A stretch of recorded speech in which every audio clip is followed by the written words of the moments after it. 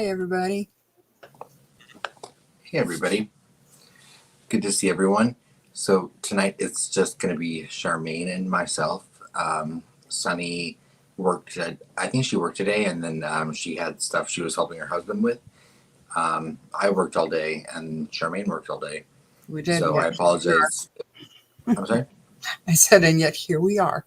Yeah, here we are. So yeah, I apologize that we're late tonight, but I was like, you know what? We'll just go on for an hour or so and do a late night show. Who isn't up at 12 o'clock on a Monday night, right? Well, it's only 10 o'clock for me, so. Wow. So to the 15 people that are watching right now, hello and welcome. Sweet dude Shibby. Oh, hey, he's here for you, Charmaine. Why does everybody say that? What? He's got that Shibby for you. Sharon Parker, it's good to see you. Actually, hold on one second. Do you want me? Miranda Lee, it's good to see you. And that's it.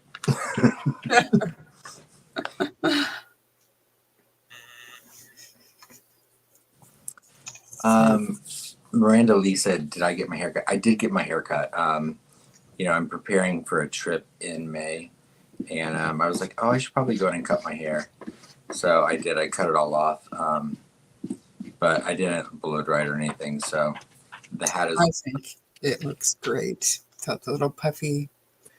I like the little hair coming out, but that also looks very distinguished. Very nice. Thank you. I've got to make myself presentable if I'm gonna show up in the great state of Indiana. So. We'll see how that goes. I wonder how they're gonna do that. Like, are they gonna have a lottery for seats, or do you know? Or are you gonna have to line up at 3 o'clock in the morning? So of course we're talking about the Delphi trial, but do you know how much anxiety I have over that every day? Because really? if I'm gonna, well, I mean, I am. If I'm gonna give up 3 weeks of my life and my livelihood, I'm like, I want to know the process. I like structure and I like plans, even though I'm YOLO. Mm-hmm. So the idea of just showing up and what you line up and the first 50 people get in, no one else does. I'm not a morning person, so. Well, maybe. Well. I was gonna say. But I'm going to get into a lottery. I want to know. I want to know the process. Mm-hmm. There are people out there saying that they don't think that Judge Gull is going to do anything like a lottery. She's going to be more like you want to see the trial bad enough, then get in line at 3 in the morning or whatever it is. And that could make for a very long day for some people. Yeah. I don't know if I could. I don't know if I could do that day after day from the 13th all the way to at least the 31st, right? 6 days a week. I mean, it's That's more Monday than a through full-time Saturday. job. It's more than a full-time job. It's a huge commitment and big undertaking, and I appreciate you. And I wish I could be there, but. Well, I mean, don't appreciate me yet. I mean, how many days a week do you think I'll oversleep? This is true. This is so very true. It's 9:30. Strategically sleep in, though. Pick your days, right? There's got to be some days that'll be more boring than others. Or can I pay someone to stand in line for me? You know what? From what I understand, it doesn't take much in Delphi. I'd be like, Frank Meister. Right. I got your lunch. A carton of cigarettes. Yeah. I hope it works out and it'll be good. We need reliable eyes and ears because she denied another network's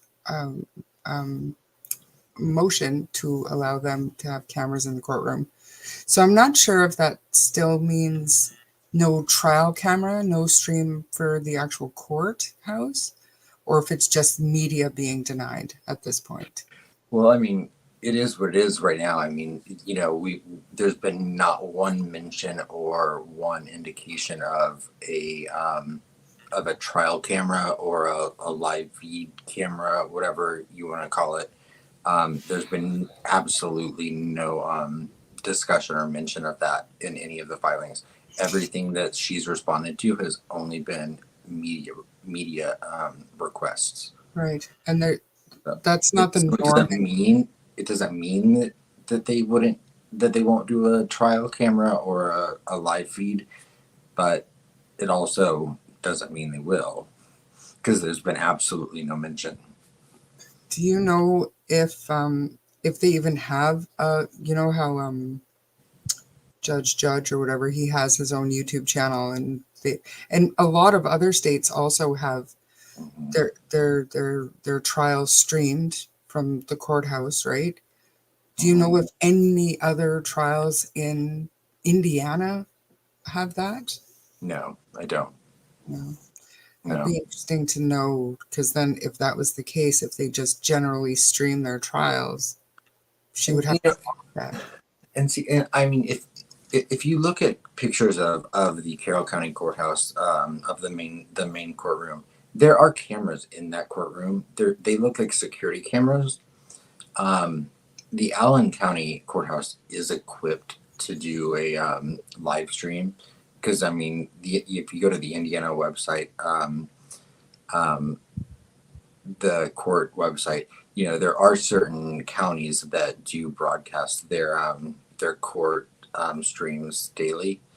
Um, Carroll County is not one of them typically, Mhm. but It's a very small I mean, courtroom too, right?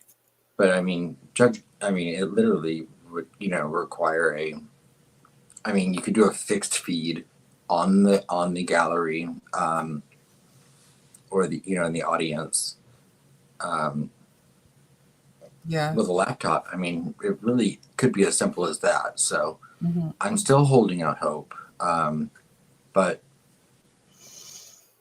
I mean, it's 3 weeks from today. I don't expect there to be cameras, even though I really think there should be, and I hope there are. Yeah.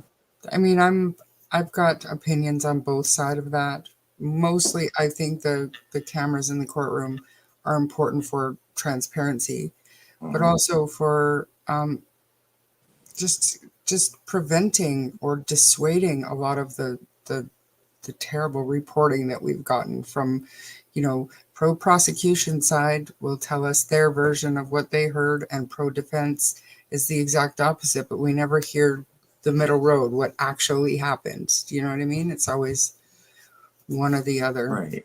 Well, So, and even little things. I mean, and this is by no means shade towards him, but I mean, look at how easily um, misinformation spreads. mhm. Like after the contempt hearing and the motion to dismiss hearing, um, you know, we heard a really interesting piece of information in that motion to dismiss hearing in that afternoon that has something to do with a phone that Amber Holder and Brad Holder's ex Amber, and then there being a video on it of a girl getting kidnapped, Yeah, that and Mitzvah's and phone. this came from Bob Mata, and again, this is no shade towards him, but it was simply a mistake of him, having been in a courtroom all day long for hour after hour, and when in actuality it's an individual,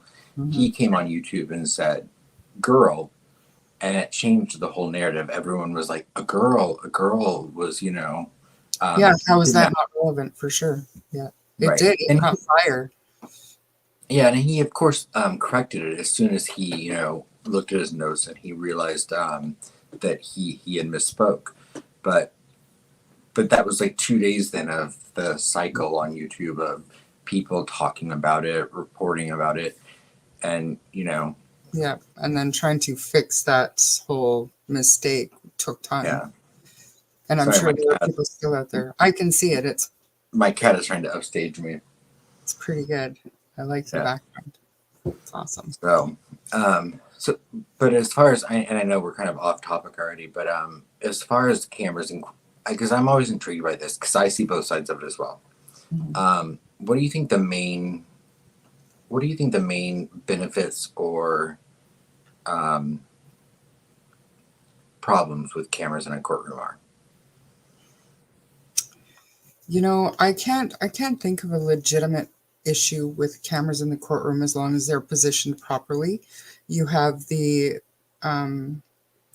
Stock trial where his autopsy photo was mistakenly shown.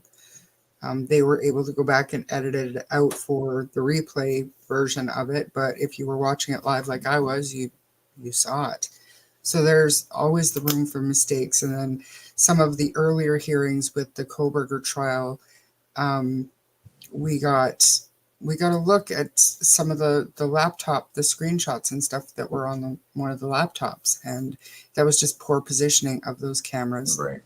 And then fixated on Brian Koberger himself.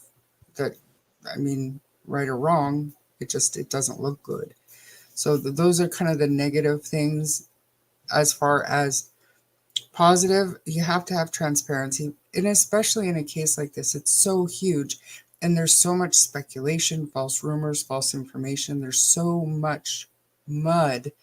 Having cameras in the courtroom, people don't have to go to the courthouse, and we don't have to rely on Aspen Connor and Frank Meister and Bob Motta to tell us what they've heard. Although I'm looking forward, and I'm glad that you're going, because to me, you're one of the ones that I think that will, even if you are poking fun at the defense for something, you will tell us exactly what happened in there. Hey, I'll poke Whereas some just of as the other much. ones I'll poke just as much fun at the prosecution. Yeah, I mean, no, for sure. But to me, I know I like Frank Meister a lot, but we don't get to hear anything positive about what the defense does when it comes to Frank. And that's fine, but we don't get to hear anything positive about what Nick McClelland does out of Bob. Do you know what I'm well, saying? So hey, Charmaine, after hearing that contempt hearing transcript, I'm afraid David Hennessy doesn't hear much of anything. what? Oh man, it was so funny yesterday. Sorry, just I was kidding. watching Criminality doing the. Oh man, the five of them that they had on there, the bantering that they had, it was great. It was so fun. I was busy all day yesterday, so I did not get to watch anything. I didn't get to watch Tom yesterday, and I did not watch Criminality. But I do have the transcripts, and so I have read them. Granted, I did not read them with quite the enthusiasm that I'm sure they did. It was great. I but yeah. highly recommend. Yeah, But Bob I agree with you Ross 100%. really great. Hi, Travis. So we've talked about this before, but I do think that, the whole idea of our court systems being designed to be open to the public, at the time that was defined, the idea of a live stream camera was never in the mindset of the people that created that open court system. Mm-hmm. So I feel like we're at a really interesting point in time when it comes to how you define transparency and an open court.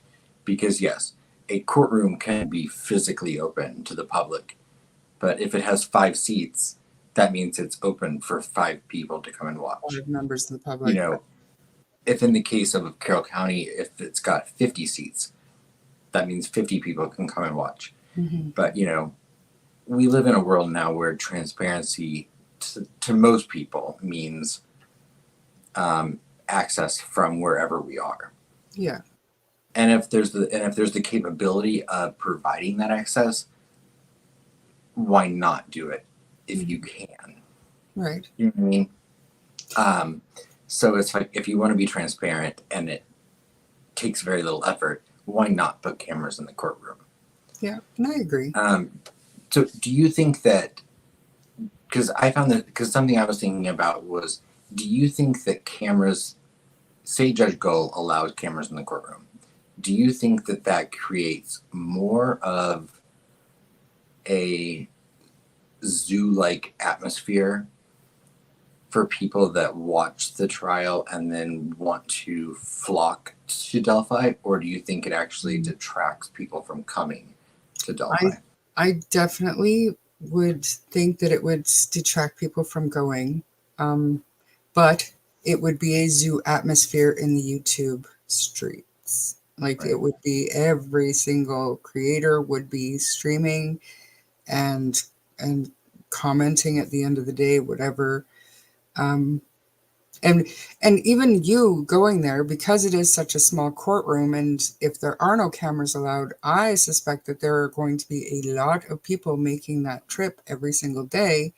So I would think, for especially if you're traveling long distances, you're taking time away from work, there has to come a time where you say, is this worth it? I haven't gotten in now for 5 days straight. Like maybe I should just go, and commiserate with everybody else speculating and hearing because I don't know, for some reason I just assume that the murder sheet's going to get in. I suspect Frank will make his way in, and Bob. They're just the regulars, right? But these people also are the ones that are saying they might do a lottery. So I don't know. So who should I stand by?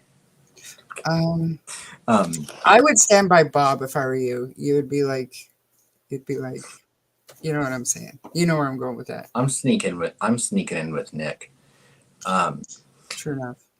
But because I want to move on. I want to move on, but I do want to, like I remember when I was watching the Johnny Depp trial.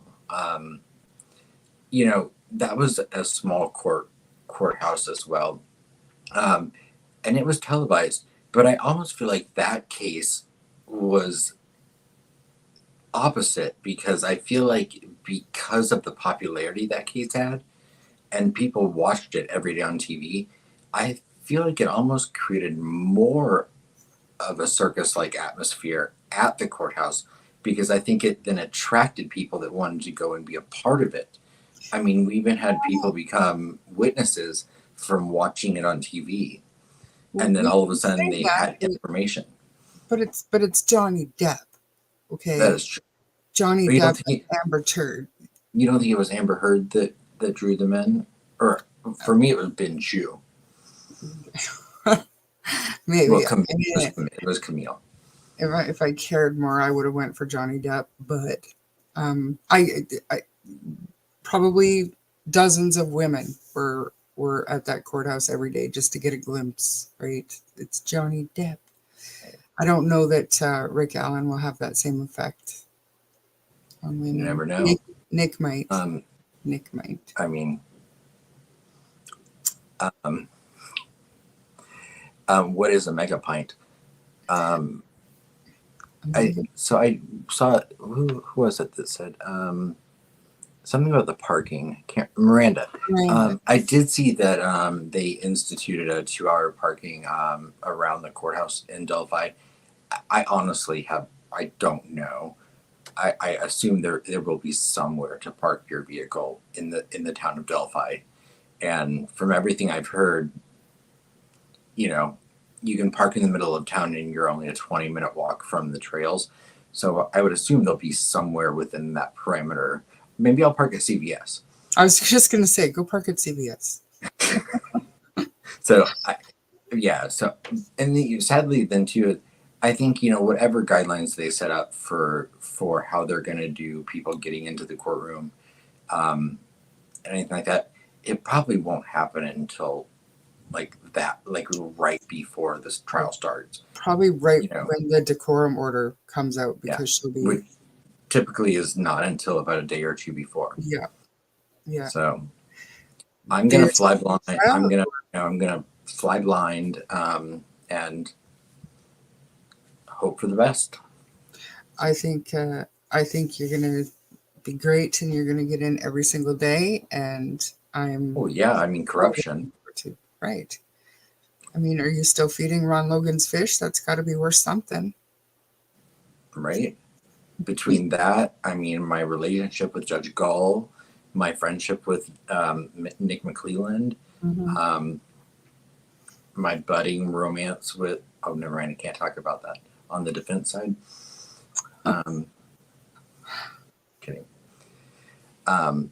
Yeah, I'll do whatever it takes to get in if I have to. For sure. And for all we But know, it won't be that busy. Maybe everybody is thinking the same way, like, I'll never get in, I don't want to stand outside, whatever, and nobody will go. right, maybe they're afraid of getting beat up. Potentially. Potentially. Real threat. Like we know that the we're not going to talk about that, but we know there are certain people that are banned. So it is safer than it was. Right. I do. I know. Again, I do think that.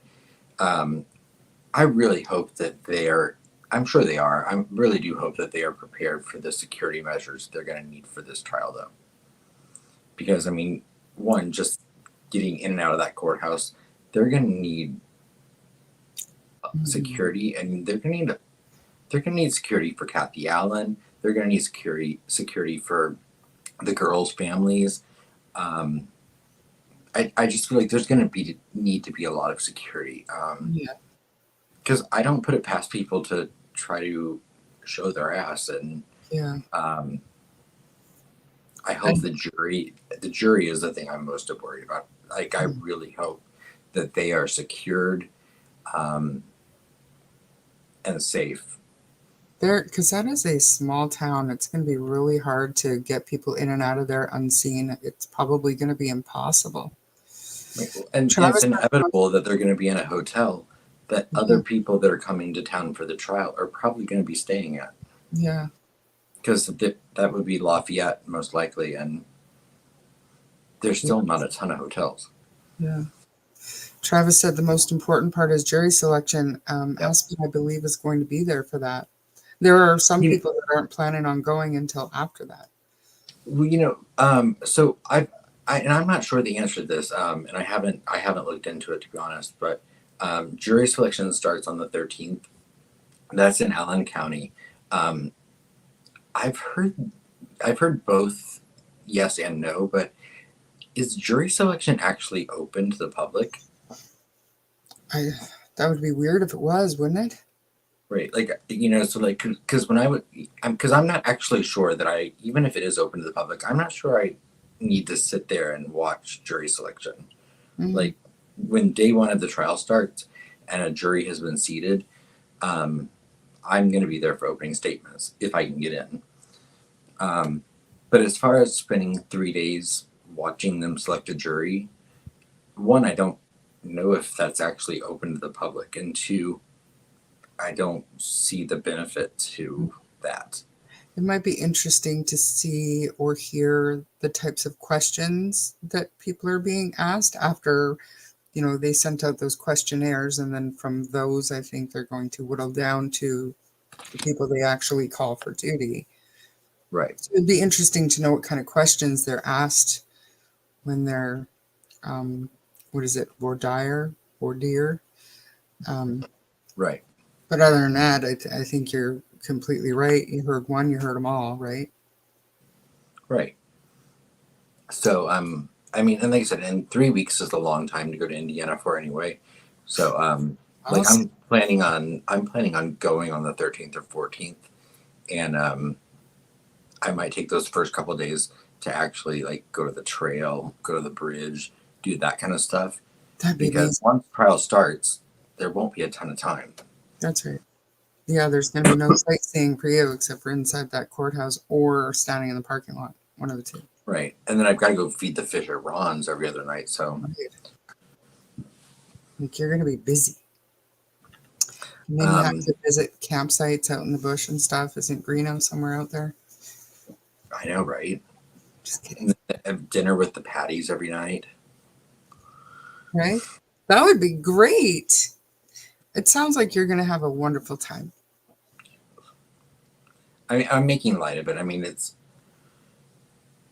I don't know. I'm just trying to quell your anxiety a little bit. I think it's going to be fine.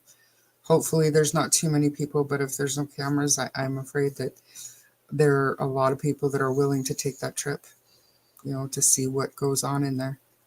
So it is what it is, though. It'll be an experience. Travis says jury selection is more important. Bridge will always be there. But Well, that's I isn't know that like that 4 hours away? yeah, and I know that jury selection is important, but what purpose can you serve sitting there just watching them be like, nope, Hmm. definitely don't want a juror with blue eyes. Yeah, I'm kidding, yeah. but like I kind of feel like like going in with a seated jury. Um, I don't know. I mean, we'll see. Who knows? For all we know, we could wake up tomorrow and there could be a motion to continue the whole damn thing. I hope not, but you I just doubt never know. it. You never know in this case, you really don't, but I don't see it happening. I think that they're going to go full bore into this, ready or not. Right? I feel like at this point, um, any attempt by either side to delay things, of course, that's within their right. But I feel like they'd get met with a lot of resistance from the court, especially because between Brad Rosie, Andrew Baldwin, Nick McClelland, and Judge Gull. Judge Gull has a very full calendar, as do the attorneys. So even them turning around tomorrow and saying we're not going to be ready for trial or we need to push this off, that has ripple effects that affect so many people. Hmm. Not to mention they've sent the jury questionnaires out. Hmm. Um, I'm sure there are a lot of plans put in motion already that we don't, as the public, know about, as far as security, things like that. Yeah. Um, Accommodations that they're doing for the parties involved in the jury. So Do we I think think that, everyone wants this trial to start in 3 weeks. yeah, I don't think a lot of that stuff, that information is going to be made public, but there's going to be people, boots on the ground, like maybe not JLR himself, but a JLR style person who's going to know where the jurors are staying. Oh, yeah. You know what I'm saying? They're going to know who got in the courtroom every single day.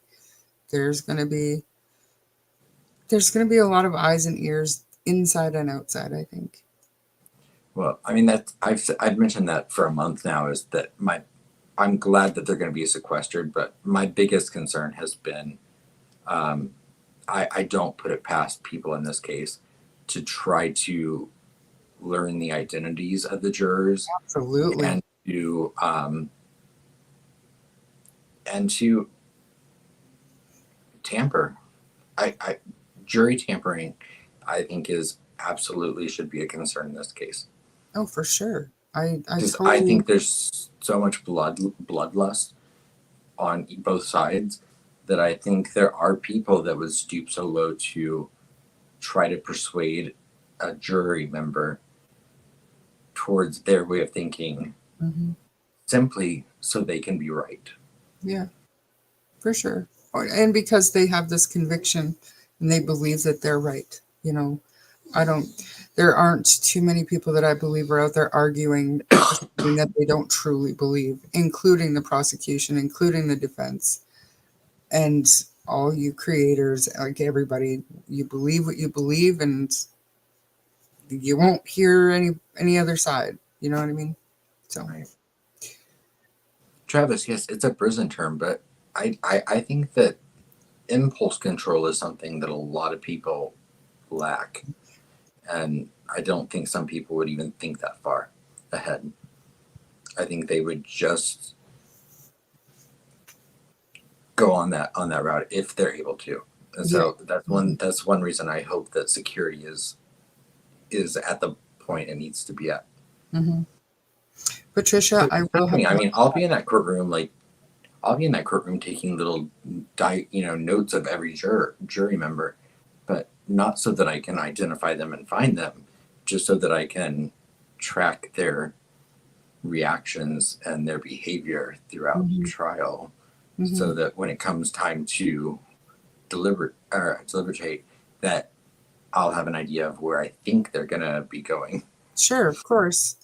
But I think anybody who's in the courtroom, they would get a good feel of how the evidence is going and how people are kind of answering questions, and that's a good way to gauge, I guess, where the jury would be going. Like, honestly, even with the Casey Anthony thing, I had a good suspicion that they were going to find her not guilty. I did.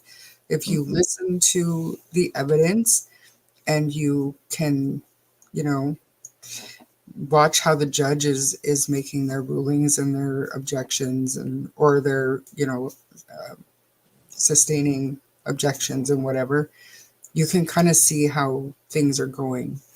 And I did call that one. OJ shocked me, not gonna lie. Shocked me. It shouldn't have, but I was very young and naive back then. Yeah, I was 13, so You were good. 13? Put the nuts in prison and pick another jury next year. You were Travis 13? feisty Oh, tonight. back up. You were only 13? OJ trial was that 95? 14? Was I 14? 13 or 14? That was 21. You're just a baby. We would have been perfect together. Travis says, good. Put the nuts in prison and pick another jury next year. Yeah. Travis, no. We don't want another jury next year. We don't want want to do this. We want to do this right, and we want to do it one time. I agree with you, Aspen, but I don't disagree with Travis that it's a very real possibility that you know, the case for an appeal is not weak. Yeah, but he's not even talking about an appeal. He's talking about, you know, there being some sort of disruption that would cause, Fair enough. mistrial. Fair enough. Like, let's not stack problem upon problem. Right. So we actually started this out with Delphi. Do we want to continue with Delphi, or are we going to break it up? No, I think we should break it up. Patricia said, Aspen, would you try to influence the jury members if you felt strongly no, never. Because actually the stronger I mean, I can't imagine a case that I feel more passionate about than Delphi. And because of that, I would absolutely never want to become a part of the story or have any influence over a jury member, because if you care about something, why would you ever chance risking that? You know, like, I mean, can you imagine if like you felt so passionately about it that you reached out to a jury member and you talked to them, and because of that, Abby and Libby never got justice? Yeah. Like, no, I mean, I would never. And unfortunately, there are people that don't. I think there are people that would. Sorry, Charmaine. There absolutely are people that would. People don't. Not all people think that way. They don't think that far ahead. They don't have that impulse control, like you said earlier. Obviously, we've seen it. Shameful as it is, we've seen it. Aspen, then why do you think anyone else would? Patricia, I'm only going off of, I've seen people go to lengths in covering this case that are atypical of covering true crime cases, as far as the involvement they put themselves into the case. And I'm not saying anyone specifically. I'm saying I don't put it past people to actually try to mess with a jury in this case. I just don't. I hope that answers your question, Patricia. There have been a lot of things that have happened, that people have done, that creators have done, that most logical, normal thinking adults sit back and say, what were they thinking? Why are they doing this? There's no limit in my mind to what some people will do or won't do to prove their point or to get their narrative to be heard. Right. I never would think. Sorry. That's just a small example of the stuff that we've seen. And I'm not talking about the citizens that are asking for transparency. I'm talking about the people that actually tried to insert themselves by, you know what I'm talking about. There are people that just do crazy things in this case for whatever reason. Right. I mean, I never in my life would have thought someone would fake audio so that they could make it sound like they have information about the Idaho case that was never real. But Joseph Morris did that. You know, he literally faked an audio recording and said it was part of the murders and posted it on YouTube for no other reason other than he wanted the publicity and notoriety to say that he had this audio That's that right. was never real. That's right. And all he So, did was hurt the, well, to me, he hurt the case, he hurt the families. yeah. No good came from it. Who But was thrown in jail for 60? Turtle Boy? they stuck the creator in jail for shit. In what case? Patricia said Turtle Boy, and I don't know if she's asking or it's Things interesting. I've heard that name. I don't know who Turtle Boy is though. I've heard it too. Just because we're already at 38 minutes, do you want to talk about Sebastian really quick, and then we can move on to Delphi? Because I don't want to keep everyone up till 3 a.m. Yeah, for sure. Because Aspen wasn't here yesterday when Sunny and I did, I think it was a 4.5 hour live. We were just talking about how Seth had a conversation with Christopher Proudfoot right before the vigil that they held. And they had decided to kind of throw their egos aside and to join forces, or however you want to call it, team up with the goal to be finding Sebastian. No more of this back and forth. No more team Seth. No more team Proudfoots. It's only team Sebastian. So Aspen wasn't able to Wait, watch I mean this. that sounds too good to be true. You know what? We were all very hopeful, and after talking about it, talking it through for 4.5 hours, I think we all left with a very warm, fuzzy feeling that some good would come of this. Some good could come of this. You mean the adults were all going to put the child first and put Yeah, themselves second and just move forward? it seemed like it could actually happen. And Okay, up until about 42 minutes ago, I believed that it was still on the go. Maybe you would like to, because I haven't heard anything. so well, I mean, so I guess right after that happened yesterday, I guess the first crack in that foundation ended up being was so Seth was on a live stream with who? Ryan or Randy something or other. I'm not familiar.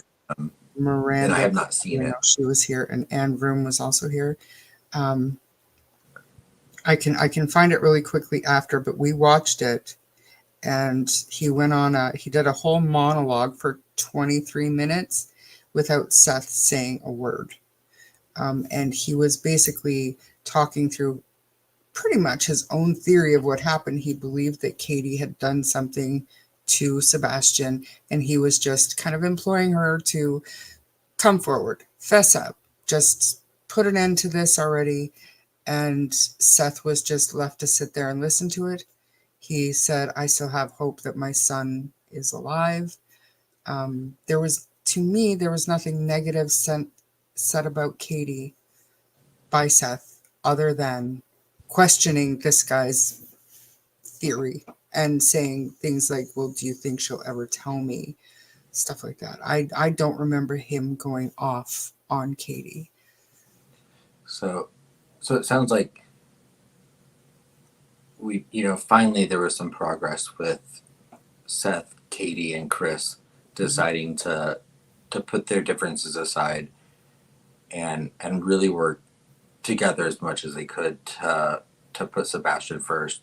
And sadly, timing wise, Seth happened to end up going on a YouTube channel in which creator or the content creator Peter couldn't read the room and proceeded to go on about his personal belief of Katie being responsible for Sebastian's disappearance and putting Seth in a situation where I'm sure he has very strong feelings and the man is emotionally ripped apart. It's been 57 days. His son's been missing with no answers. Of course, there's going to be natural suspicion with any other parties involved if you don't have answers. And the creator of that channel sounds like that they, I'm sure with good intention, gave their theories and ideas on the case. But then that took away from that newfound truce that had been made between the Proudfoots and Seth. And then today we saw very little, or actually of no cohesive work between the three parents. Right? Right. I saw nothing. I had a very busy day, so I didn't happen across anything, we'll put it that way. But yes, it was Peter Hyatt, and he is an expert in his field, whatever. And Seth gave him all due respect. But at the same time, we didn't come away from that interview with a warm, fuzzy feeling, just the way the theory was presented to the father of a missing boy. But having said that, maybe I'm wrong. And she said, I think he clearly said Katie was not telling everything she knew from that night. He mentioned he noticed that during the couple of days he was at the Proudfoot home at first. Yeah, but that's still not negative. If that's stating a fact, then that's stating a fact. And maybe that was part of the reason that they decided to come together. Seth wanted to know that information. Right. Well, I mean, even when Seth has been on here, he has been vocal about questions he has that he does not have answers to, that he feels like Katie or Chris could provide if they wanted to. So I mean, I'm not surprised that he would have gone down that route. It just, to me, it's unfortunate because, at this point, I feel like the best thing they could do is all work towards finding Sebastian, and not fighting with each other. Right. But well, stop slinging mud and causing them all to want to defend themselves. Let's just focus on finding Sebastian. But I also get the complexity of the situation and the fact that they have all gone now 57 days without answers, and that of course is going to test the strengths of any patience anyone has. Oh yeah. And I keep saying it would be torture not knowing where your child is. It's not even grief or fear. It is complete torture. I couldn't imagine. Patricia says one has to admire Seth's restraint and respect. I said yesterday that it was good that I'm so thankful that I don't have to have thick skin like these parents do on both sides. I mean, here I go talking sides, but you know what I'm saying? It's sad that they have to have such thick skin at their most vulnerable point. It's sad to me. But they don't always. I mean, but that's understandable. Yeah. They're human. As Terry here says, I'm not seeing any restraint from Seth, just my personal observation. And I have to tend to, I respect Seth for many, many reasons. And I think he's incredibly strong, and his fortitude towards putting Sebastian first has been admirable. But I will agree with Terry that there have been a lot of incidences where I feel like Seth's frustrations and his grief have gotten in the way, and he said stuff that ends up becoming the story rather than focusing on Sebastian. And I'm not talking about the stuff in California. Right. I feel like Seth had every right to do that. But I would like this story to be more just Sebastian and less about Seth versus the crowd votes. Sorry, I can't talk anymore. Sorry. It's getting late.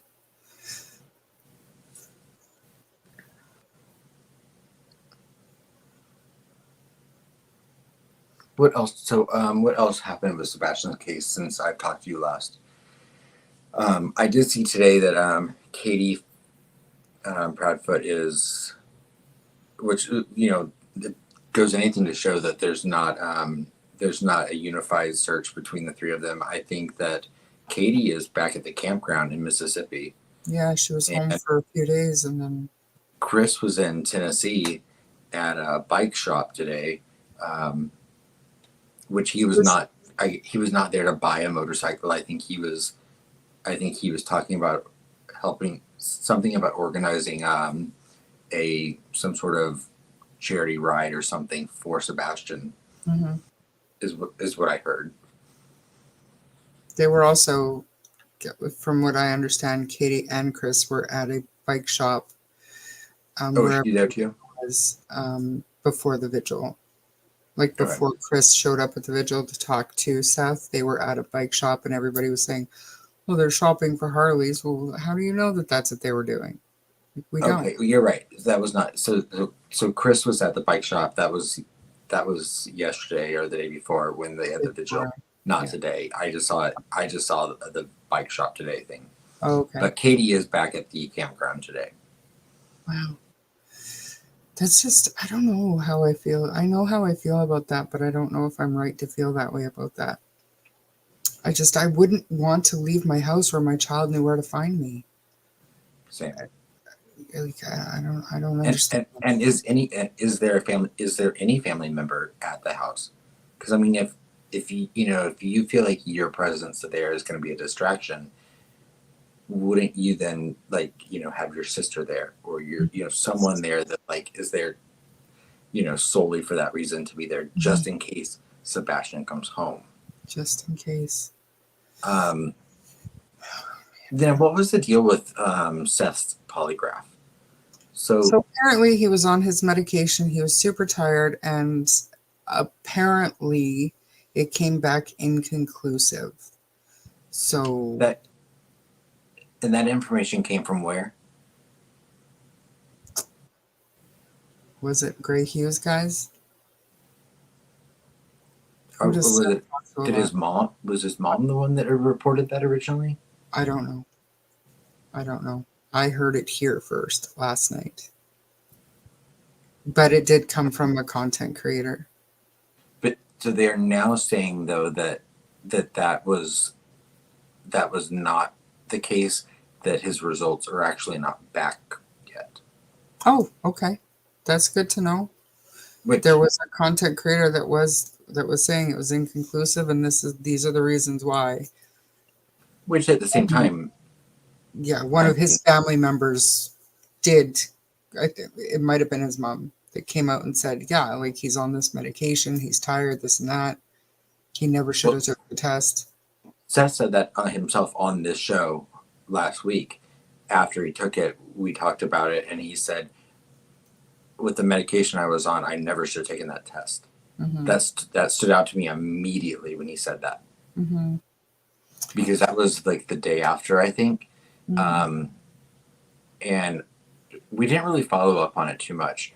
But I immediately was like, did you get some sort of adverse reaction? Because I'm I found it. I took note of the fact that he immediately after taking it was like, I was on medication and I shouldn't have taken it. Mm-hmm. So to Like, find out was that this feedback he was getting from the administrator, or is that what you're asking? Like maybe they were giving him bad well, feedback about his results well, I mean, you know the results of a polygraph immediately. I immediately. mean, You I do. mean, they don't necessarily tell you the results of the polygraph, but just the fact that Seth right off the bat um, told us that he was on medication and he never should have taken it or Mhm. shouldn't have been given it. Um, it made me take note because I was like, oh, you know, because if they had told you you passed in flying colors, you wouldn't make a statement like that. That's And true. I'm not saying that Seth's hiding something, or I'm not saying there's anything nefarious there, but I wasn't surprised then when I heard um, that that his family member or whoever said that he didn't pass or it was inconclusive. And now they're saying the results aren't back yet, Mm, which, that what do you doesn't mean make they're not any back sense. yet?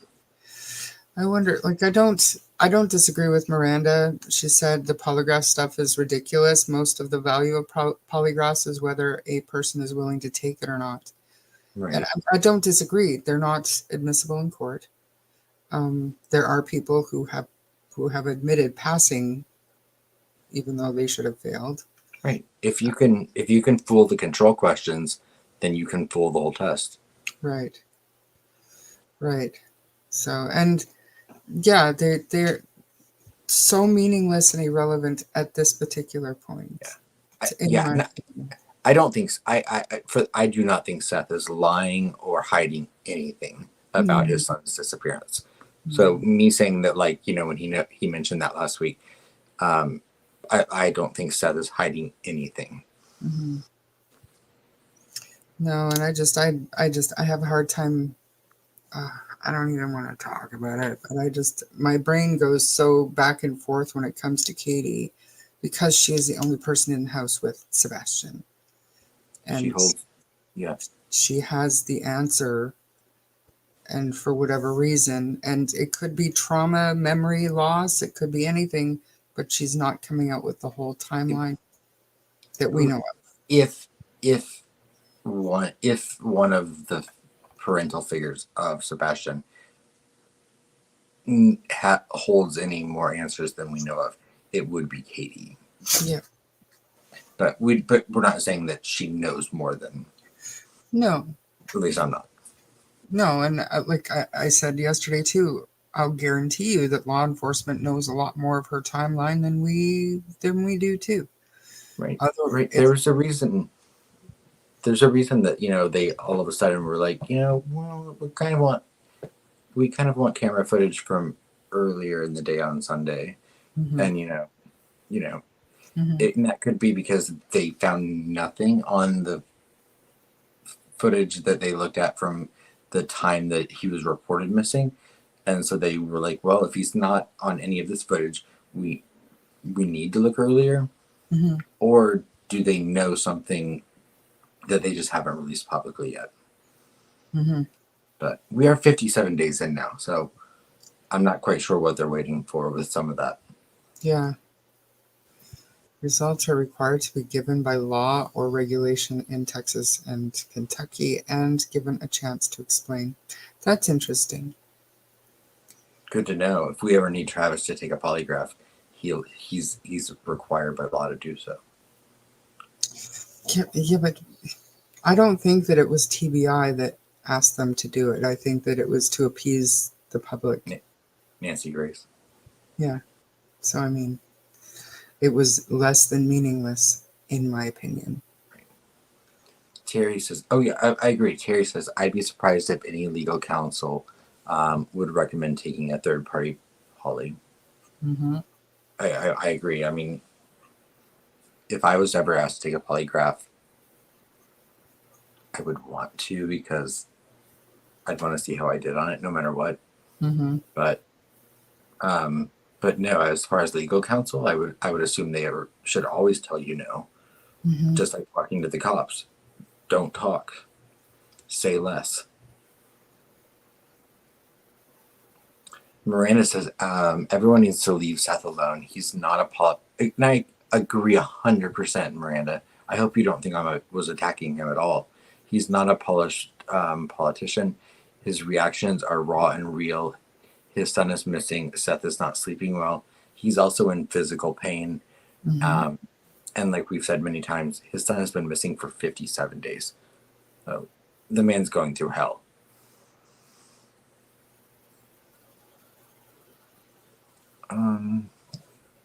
Patricia says Katie doesn't seem curious about where Sebastian is. That's not just a red flag. It's a village full of bunting.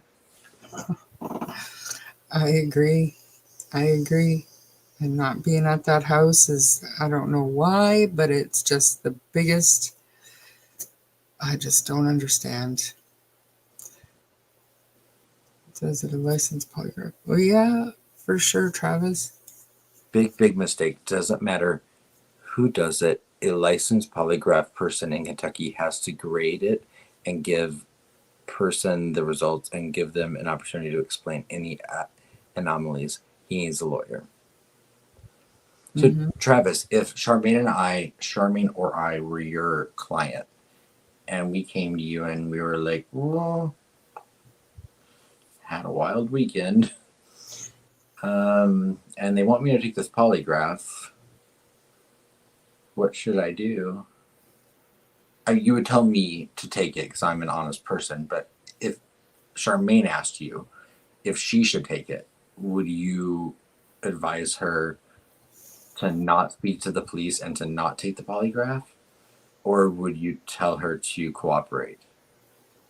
What am I accused of doing first? I think that's an important aspect of that Everything. scenario. I don't see how that would ever happen. It I was a don't wild weekend. Charmaine, it was a wild weekend. like 10 Caesars. Don't remember. It's blacked out. I can't I remember. am not the polygraph examiner. I can't ask these questions. You'll have to ask your attorney in the chat, and then you know, based on his advice, we'll go forth with the questioning and the polygraph. Lisa says lawyer up. I mean, I would. Don't get me wrong.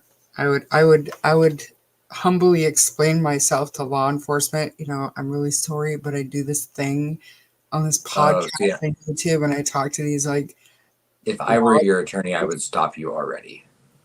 well, I wouldn't have an attorney by then. Because I'm not guilty of anything, but I'm gonna need a lawyer before I talk to you. Oh my I goodness, apologize. and that would, I mean, Jerry Holman would only interview you for like 20 minutes after that. That's right. He'd be too busy screaming at me, The telling me fourth, I did it. seventh amendment. We would go to my polygraph Polygraph. examiner, the president of the Texas Association, and we would see how you guys do. After Charmaine passes with flying colors, we say, "Sure, we will."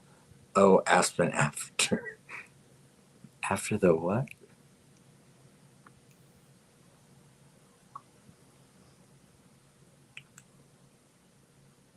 I'm afraid Travis would set me up. He'd be like, "Oh, Adam failed," Fail. We would say nope. We don't believe in them. and then I would say, "But Aspen passed." Failed, we would Just say, that "No." trying to pass with flying colors. Right. Aspen could pass the polygraph. Adam could not. I feel like Anne is team Aspen all the way. And says, I would advise Charmaine to go for a plea deal on the assumption she was likely guilty. Yeah. I don't do anything. Just teasing. I would Anne like knows, to. Anne knows what it's like.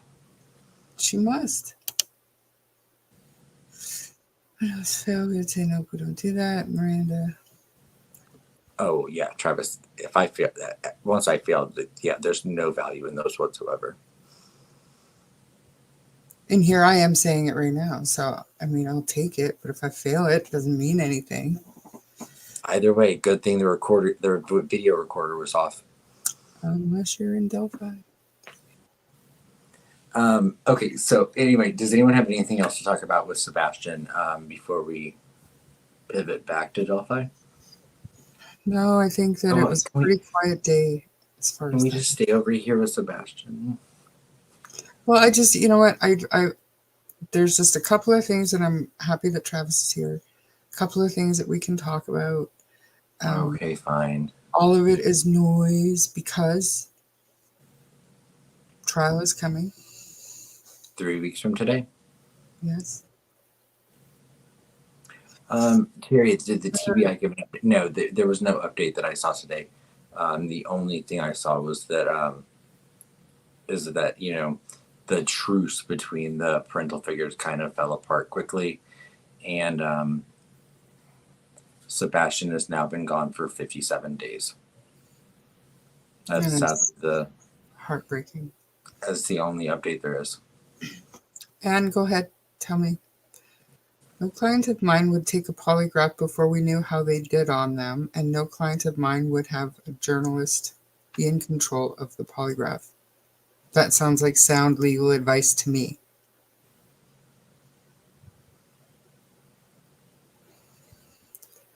Yep. I wonder if he's got a lawyer. I know he's got a PR person. Told him to. I'm trying to. I feel like he did, but not. But I can't. But I don't know. I don't know for certain. Mhm. I do agree with Travis, though. He did. I think anyone in that situation needs a lawyer to navigate the media, get law enforcement's ear. But at the same time, could you imagine the public opinion on that? Oh my God, Seth lawyered up. That's what. Yeah, I mean, look, it's happened a million times. Look what happened to the Ramseys. Look what happened to Madeline McCann's parents. Yeah. That suspicion, it shoots through the roof the second you get representation.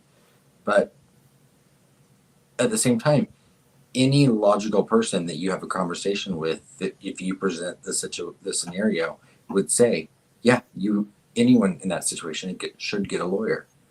This is a fantastic segue into what I wanted to talk about in that Delphi doc. Just saying. I've never heard of that case, but I'll let you talk about it for just a minute. Well, Travis, I hope you have your typing fingers ready. If anyone does have anything else about Sebastian they wanna ask or talk about, you can put it in the chat, and I'll try to get to it. But yeah, let's segue to Delphi. Is that what you called it? Delphi, just a second. Back up. I want to read this comment from Anne. Last night, I was watching Vinny on his new Q&A live, and then popped up a $5 contribution from A Criming Shame with the message, Charles a biatch, call me. Just saying. Who did that? You did that? Or did Sonny do that? I'm not donating $5 to Vinny Palatino. I have donated. And did you not see? Wait, can we just? Okay, are you a sleuth or not? Me? Yes, because No, what in this statement? podcaster. What in this statement? I'm sorry.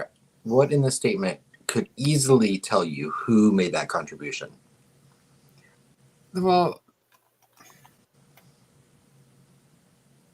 I don't from crime and It shame. literally specifies the country the currency came from.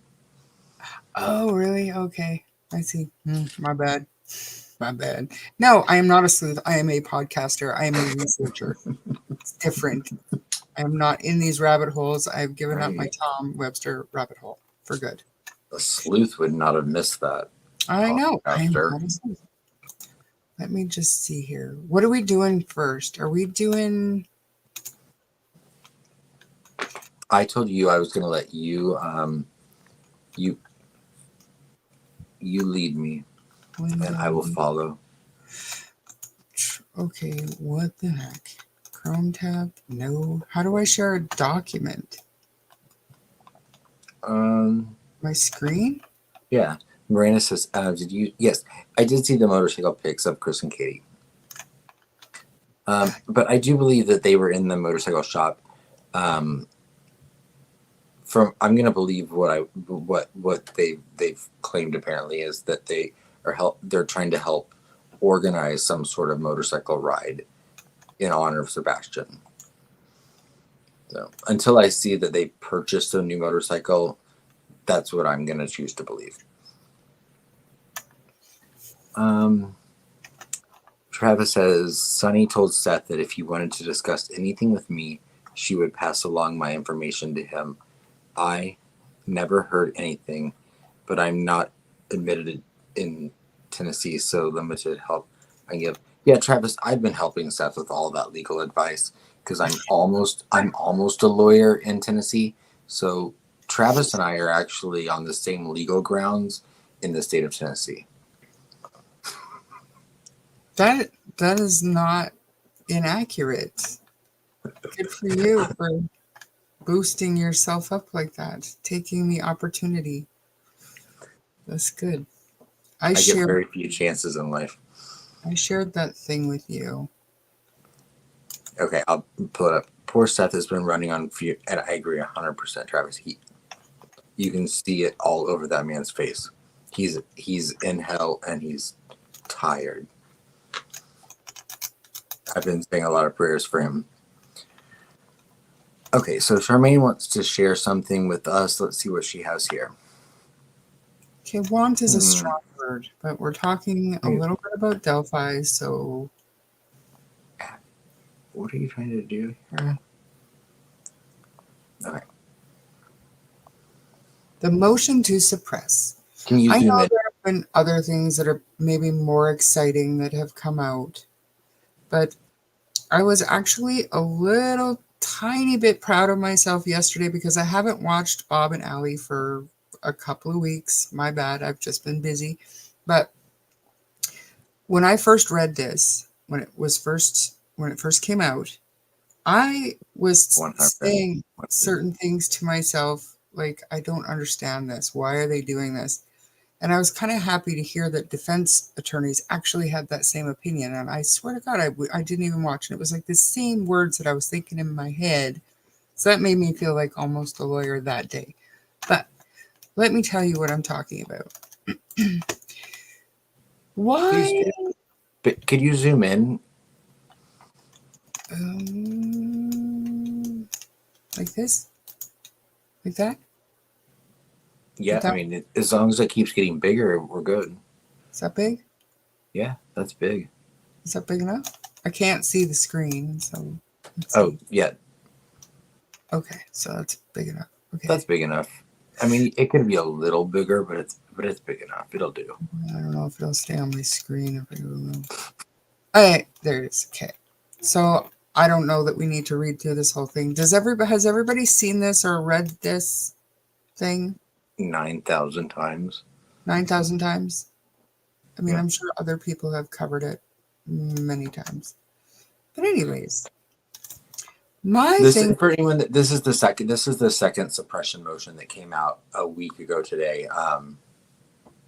And so we are just kind of like talking about some points that Charmaine wanted to make, and we have not actually sat down and talked about it. So we were just going to discuss a few things with it. But we're not going to read the whole thing. Yeah, no, absolutely not.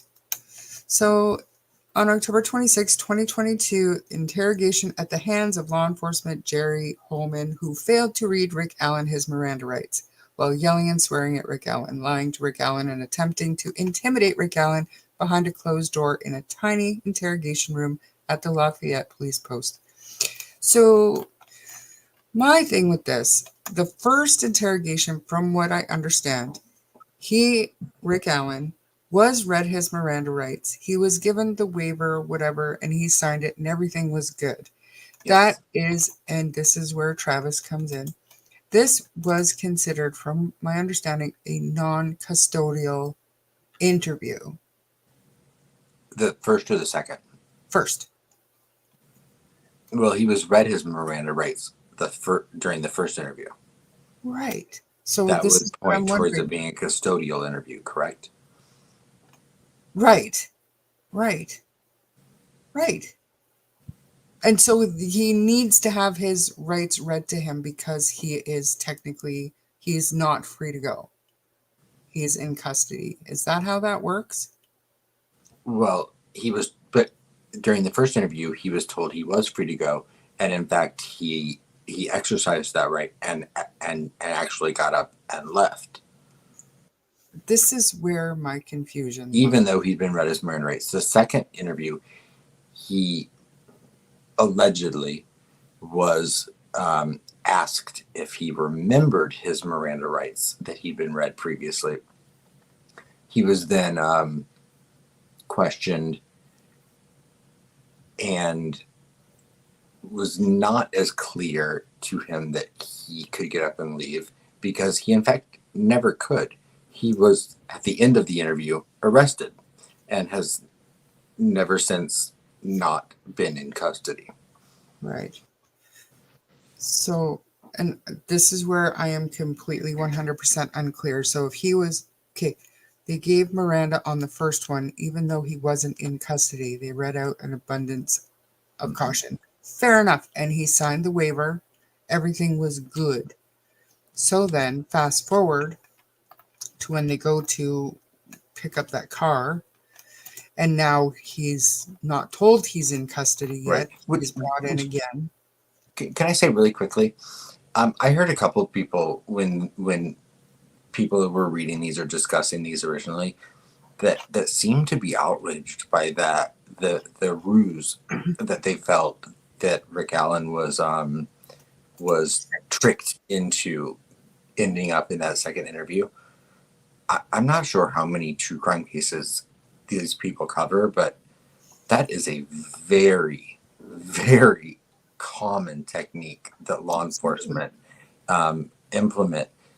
And it's not necessarily just to be tricky. One, yes, it's always good to get people, off their, if you can knock them off their comfort zone a little bit, might be more willing to open up. But it's also a safety thing, because if you have someone that you suspect of a double homicide, like this case, and you can ensure that you can get them in a situation and an environment that is controlled and safe, such as the lobby of a police station, you are setting yourself up for a much better outcome than possibly pulling them over on the side of the road, not knowing if they have a firearm with them. Yeah. And I'm not talking about Rick Allen. I'm talking about just in general. Or going to their house and not knowing whether they're going to barricade themselves inside with hostages. That's right. It's very common that they will do this. Oh yeah, come pick up your impounded car. Mm-hmm. And then once you get there, they're like, just got a couple more questions for you. That's right. And I mean, it is common and it's not a thing. So just two things, Travis. Everything was good, right? You want me to say that again? There you go. And then, okay, so where was I? I was thinking of, so then the next interrogation, he was asked if he remembered his rights and he answered affirmatively. And is that good enough?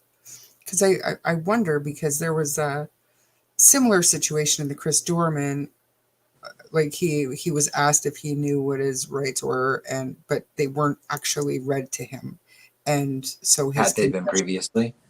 no. So that alone can be a difference. Yeah, but he acknowledged that he knew what his rights were, and he did like say some back, like because he heard him on a TV show or whatever. But the officer did not read him his rights. He didn't sign the waiver, so the confession was thrown out. Thankfully, in that case, we don't need it.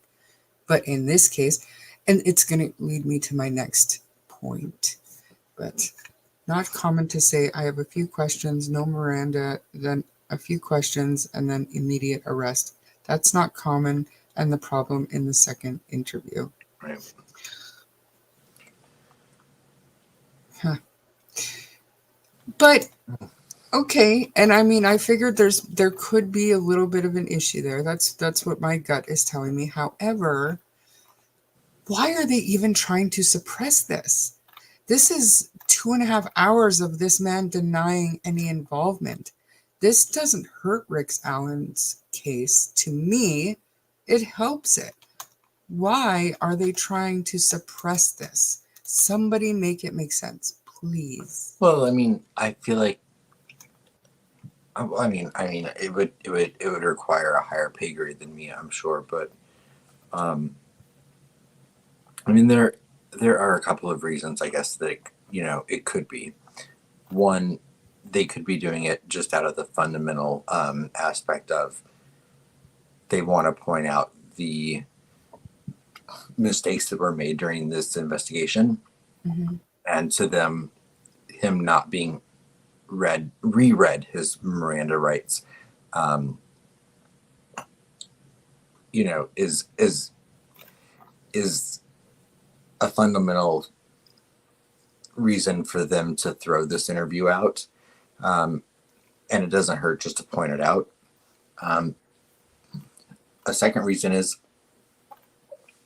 like a lot of things with the defense, it's not necessarily what they put in the motion or filing, it's what they don't put in it. So even though we see several examples of things he says during that second interview, there may be things he said during that interview that are not consistent with his first interview. And they don't seem to have any problem with that first interview. That first interview, they made a very clear specification that they don't wish to suppress that. And if you go way back to which document is it? I can't remember off the top of my head. I have it in my files, but it is the October 13th and the 26th interviews are referenced previously in court filings. The defense filed something, it might have been the Franks, I can't remember, in which they specifically talk about on October 13th, 2022, Richard Allen was interviewed and stated he was at the bridge from 12 to 1:30. That right there is a reason they never wanted that first interview to be thrown out, because in that first interview that he gave on the 13th is the interview that they base a lot of their timeline discrepancies on. So if then on the 26th of October, hypothetically, maybe he didn't adhere to that same timeline. Maybe he did say he was there after 1:30 p.m. And so that could be a reason that they want that thrown out. And I was hoping that's the only hypothetical. Like everything else I said, came from court filings was fact. That's the only hypothetical that I put out is that, is that maybe he said something that didn't line up with the timeline. Yeah. And I mean, I was thinking and I was hoping that it was, and not that I'm like pro defense or anything like that, but I was hoping that it was to kind of bring to light some more of these law enforcement quote unquote mishaps. Jerry Holman does not look good in this document if this is how he conducted that second interview, in my opinion. And then not reading his actual Miranda rights for this second interview when they had the intention of actually arresting him. Right. It could be a problem. So are they trying to highlight just more crap? There's 21 days until trial, and yeah, 3 weeks. Can I ask you a question? So I mean, I hear a lot of criticism of Jerry Holman, and I don't know the legality. I don't know the answer to the whole, does this invalidate this whole interview? The fact that he was not reread his Miranda rights. I heard Ali Mata talk about the fact there could be an argument for both sides in this. There, that acknowledgement that he'd been read his Miranda rights previously could absolutely stand legal grounds and cover this investigation. Yep. Or this interview. I mean, the interviews were conducted and criminals were convicted for generation after generation before we ever had the ability to videotape interrogations or investigations. So Yeah. the fact that there's not a video of a Miranda rights being given, or the beginning of this interview, does not mean that it isn't valid. The beginning of this interview or the beginning of the first one? The second one. That's the one where the video is not present? Yeah. So right. they That's can the one. actually And say that's the one where they didn't know if there was a Miranda rights read or anything. But I feel like there never was, because we had the acknowledgement of Jerry Holman writing his report that he asked Rick Allen if he remembered his Miranda rights being read. But again, that's above my pay grade. I don't know. That's for a court to decide, whether or not that stands the test of time. I do think it's stupid of Jerry Holman to not have crossed his T's and dotted his I's. Because if you finally, after 5 years, have the person you believe to be responsible for the double homicide of these girls in your interview room, why would you not do everything by the book? And that's part of my complaint with a lot of this investigation, is that I feel that the mistakes that are made are so unnecessary. Yes, but it screams inexperience and incompetence and ego. But I mean, it's so elementary. Honestly, I mean, Austin, I know it's what the you're Miranda rights. Even if you just read them 2 weeks ago, read them again, just in case. That's right, every time. And I know what you're saying about, and Miranda, everybody is saying that police are allowed to lie, they're allowed to swear, they're allowed to intimidate and do all this stuff. However, Teresa, and I believe Travis was on that live stream, she pulled up the standard operating procedures for stuff like this for the Indiana State Police and I think the sheriff, the sheriff's department. And if you read through those documents, Jerry Holman is clearly violating those policies and procedures. So, With the Miranda rights? And the way he was conducting the entire interview, if this is an accurate representation. How? Because I'm curious about that. What was he violating? The wording, let me see. I don't remember the exact. You don't have to go back and look. It's late. But I mean, I can definitely find it. I'm sure Teresa wouldn't mind if I replayed or even asked her to send me those operating procedures, just to kind of go through. Not that it matters. Trial is right away. We're gonna hear it all soon anyway. I mean, just from my ignorant understanding of things, like when I was reading through this, like the thing that stood out to me is that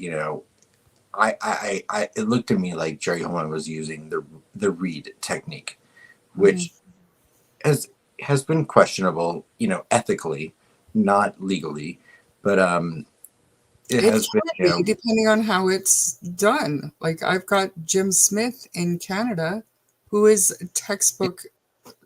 Like he does it so well, and he didn't have to resort to this kind of stuff to get confession after confession after confession. Well, I mean, Jerry Holman never got a confession in this interview. I mean, whatsoever. I mean, but just the style of his interviewing to me seemed like he was using the read technique, which in Indiana is legal. Absolutely, I think it's illegal. Isn't it legal everywhere? He might sound like an asshole, but he's not doing anything wrong. Right, and I will pull those SOPs just for my own peace of mind, because I'm sure that as Teresa was reading through them, there were a number of things that just they didn't jive with what Jerry Holman was doing, according to this Okay. Yeah, filing. I'd be interested to see those because I Hmm. mean, when I read this, I I understood it that someone might find issue or take note or take account of things they didn't like about the personality that Jerry Holman used or exuded when he was doing this interview. Hmm. But but other than the Miranda thing, I didn't see anything that I felt was improper. And honestly, the Um, people that are actually that have a problem with him, maybe lying a little bit or throwing information that wasn't complete, you guys would have a heart attack in Canada. We're allowed to actually use like a big brother. They're allowed to set up, um, like set people up, like have police, undercover police, pretend to be something that they're not to get a confession. They do it right. all the time here, and it's perfectly legal. I mean, for me, it was clear from this. I mean, you know, investigators had interviewed Richard Allen and Kathy on the 13th. They conducted a search warrant. We don't know what results they'd gotten back on the 26th. Presumably, they already had something preliminary from the results of that search warrant Hmm. that they could then use to strengthen their their Their belief. case Yeah, against their belief that Richard Allen is guilty. When Richard Allen walked into that police station that day, I don't think there was anyone other than maybe Richard and Kathy that thought he was walking out of that police station. Um, and so one thing I think I'm not seeing a lot of people mention is, I, even if you believe that Richard Allen is innocent, and even if you believe that he has been his due process has been violated, no one at any point has ever stopped Richard Allen from asking for a lawyer during either the October 13th interview or the October 26th interview. And I believe that October 26th interview, it lasted, what, 2 or 3 hours? And it was, I think the first mention of it becoming aggressive in the defense's terms yeah. was 12 minutes into the interview. And yet that interview then lasted another 2 hours and something. And never once did Richard Allen ask for an attorney. Hmm. And I feel like there should be some personal responsibility placed there. Hmm. Oh, absolutely, And absolutely. and again, I'm not a lawyer. I'm not saying that, everything was done the right way. I don't know. But I do know that, when you walk into a police station and you're being asked questions, you can ask for a lawyer. Yeah. Never once did he do that on the 13th or the 26th. And he clearly knew during both of those interviews that the questioning had gotten accusatory very early in the interviews. Yeah, for sure. And I agree with Travis in that it would make no sense for the state to want to bring this second interrogation in as evidence because I mean it shows absolutely nothing other than the man denied involvement. You know what I Right. mean? Like there's no evidentiary value. There's no proof of guilt hidden in Right. here, as far as we know. Like this is not a complete Right. transcript, obviously. Exactly. Like, unless there was an admission to something that maybe a timeline And situation. I heard that he acknowledged that either that his like it's something about the bullet, like he acknowledged that that bullet was from his gun or Yeah, something. he Like says I heard that that, is in this. but that's coming in regardless. Right. So to me, it just I couldn't understand why the defense would want to suppress something like this where it doesn't hurt Rick Allen's case. Like, like I said, I feel like that it either is just to prove the point that they feel like law enforcement acted improperly, and they wanted to make a record of that, which is probably the most likely reason they did it. Or there's something that they didn't include in the filing, such as, maybe Rick Allen acknowledged he was at the bridge after 1:30. And so where they wanted the October 13th interview on the record, because that's the one where he said he was there from 12 to 1:30. Maybe he then on the 26th said that he was there at 2:00. Right. And they were like, well, that doesn't jive with the timeline that works better for us, so we want this thrown out. That's just hypothetical. But either way, the state are the ones that I feel like if they were to lose a motion, I don't see the state's case being hurt, even if this were to be thrown out. Absolutely not. Unless it created a foundational issue as far as then is his arrest itself valid, and I don't know that works. See, again, Travis, that's exactly what I was thinking. Like, if they had that, this could be something that the jury could find compelling. Like, he denied involvement for all that time, but again, we don't have the entire transcript, so I don't know. At that point right there, that's exactly. So if you go back to the first motion to suppress, and the two examples that the defense gives as far as Richard Allen's admissions of guilt that don't match the known facts of the crime whatsoever, meaning I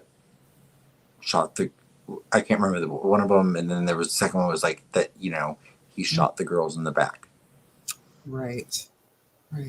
If I'm a defense attorney representing Richard Allen, those are the two statements I want left on the record. Absolutely. Like to me, everyone I feel like missed the point with that first suppression motion. Because everyone got so excited about, they're like, oh my gosh, his confessions didn't line up with what happened. He's innocent. And I'm like, no, you have to remember, the defense wants these thrown out. And the reason they want them thrown out is because there's clearly very credible information in his admissions of guilt. They listed the two that did not line up. And if you really think about that, if you're his attorneys, you want the ones that don't line up in court. You don't want the ones that did line up in court. Mm-hmm. No, I agree with that, but I don't know. This case, even when I stay away from it, one document gives me a headache. I was also able to download Tom's PowerPoint, his 426 slide PowerPoint, to try and brush up on my Delphi so that Adam couldn't out Delphi me. But luckily, I'll never out Delphi you. He's been busy as well. So best scenario for defense is state fights it, judge denies the motion, then defendant gets to put into evidence all of the shenanigans. It's going to be something to see. Travis, good job, Travis. He spelled shenanigans right. Hanging around with me too much. It's one of my favorite words. Okay, so does anybody have anything else they want to say or ask, or don't ask anything about this thing, but say about it? That's what I had. I'm really struggling with the point and purpose, and I understand your point, Aspen, and I think Travis and I are kind of on the same page as well. So I'm done with this. Right. Well, don't listen to my point. My point does not matter. Don't ever listen to my point. No, you're not your point doesn't matter. It's your I'm so tired right now. It's your opinion that I value, and I like to hear people who have bizarre opinions on stuff. But I'm right like 92% of the time at best. 92%. I've got the other 8. Oh, I that's mean, literally, like my percentage of being right is basically the same as like the percentage of motions that Gull denies without a hearing. right. And everything is good. Can we watch that video now? Sure, yeah. So the next thing we're going to play is the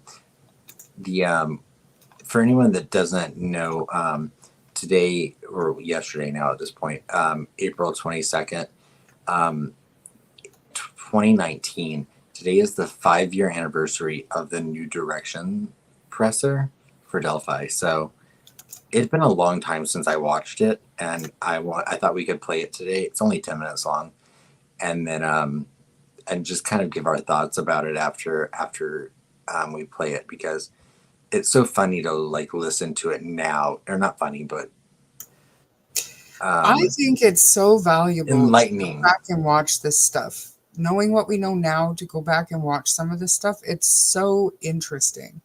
Well, and when I heard that earlier this morning, I was like, that was not 5 years. 2019 was not 5 years ago, and then I was like, yeah, but oh shit, was. it was. It was. So, okay, I'm going to mute myself, but you tell me when it's on the screen.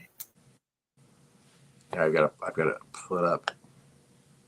It also had been a long time since I watched Doug Carter in action, and I kind of missed that little word wizard.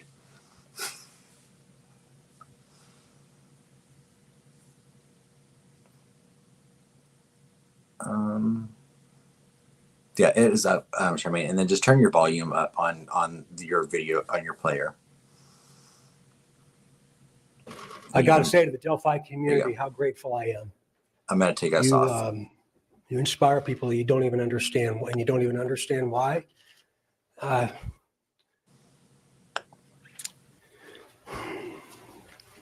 Information is being released today is the result of literally thousands and thousands of hours of extraordinary investigative efforts by Delphi, Carroll County, the FBI, the Indiana State Police, and countless other agencies.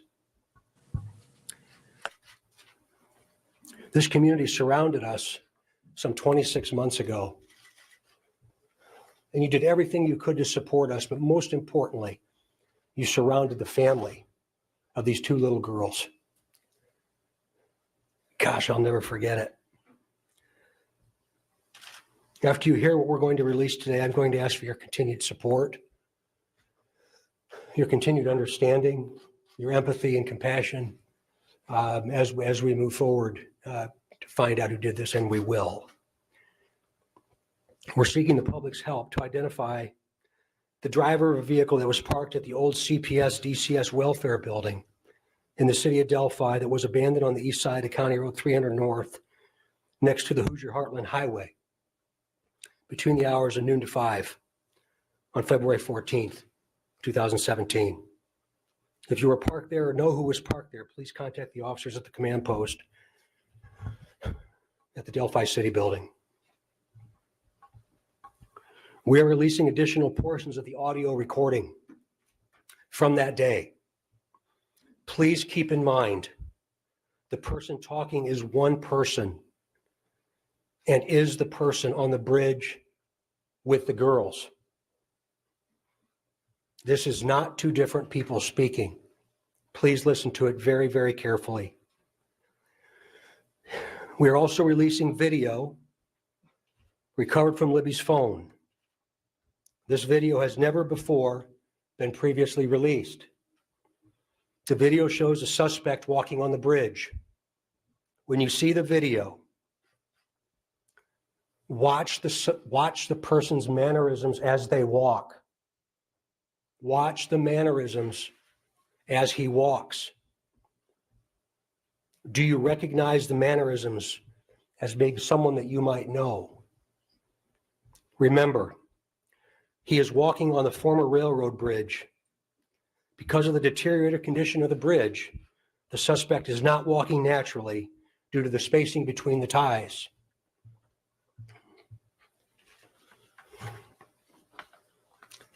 During the course of this investigation, we have concluded the first sketch released will become secondary as of today. The result of the new information and intelligence over time leads us to believe the sketch, which you will see shortly, is the person responsible for the murders of these two little girls. We also believe this person is from Delphi, currently or has previously lived here, visits Delphi on a regular basis, or works here. We believe this person is currently between the age range of 18 and 40, but might appear younger than his true age.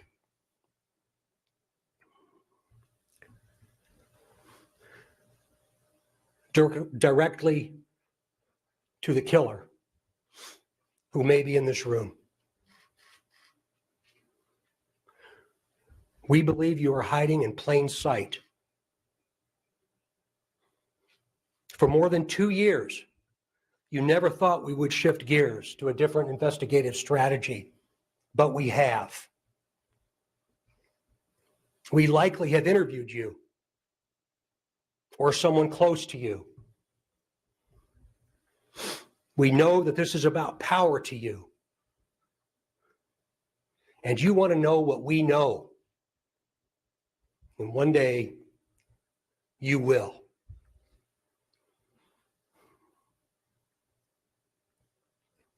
A question to you. What will those closest to you think of when they find out that you brutally murdered two little girls? Two children. Only a coward would do such a thing.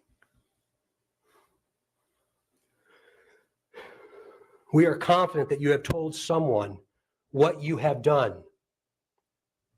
Or at the very least, they know because of how different you are since the murders.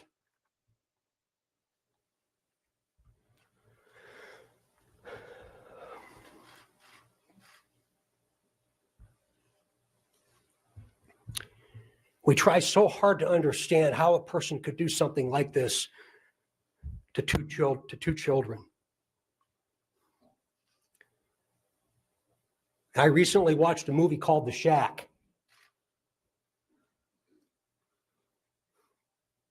And there's also a book that talks so well about evil, about death, and about eternity. To the murderer, I believe you have just a little bit of a conscience left.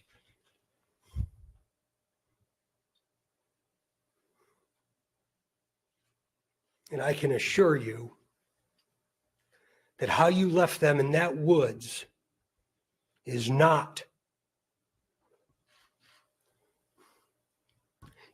what they're experiencing today.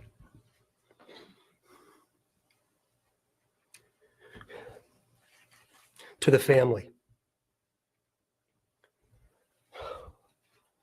I hope that you all will give them some time, because we're going to be asking that there's no media inquiry or no media response for at least the next 2 weeks, and I hope you understand why. The family found out about this information this morning.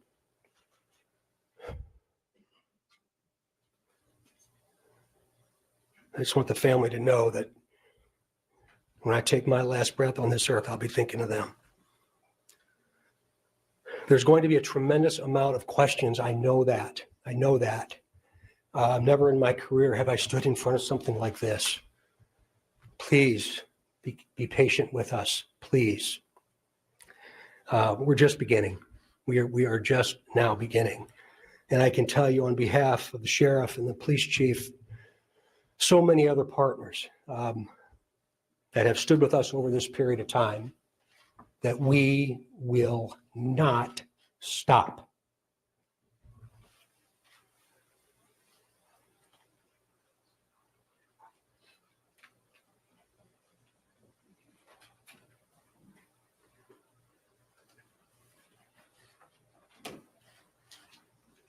I just unveiled the person that we believe responsible for the murder of these two little girls. So I invite media to take a look at that now. It's not up. Kim.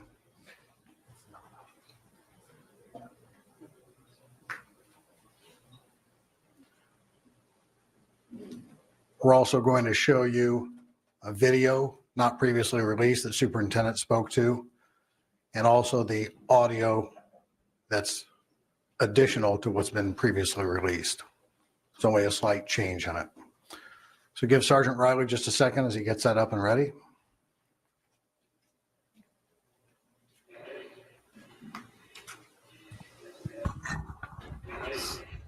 You know, it's funny. You know how many times that I zoomed in on that screen and tried to record it and screenshot it?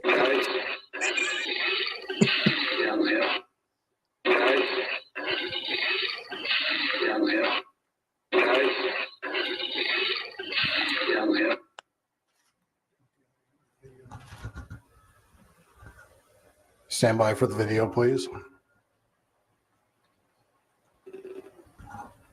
There is no sound of the video.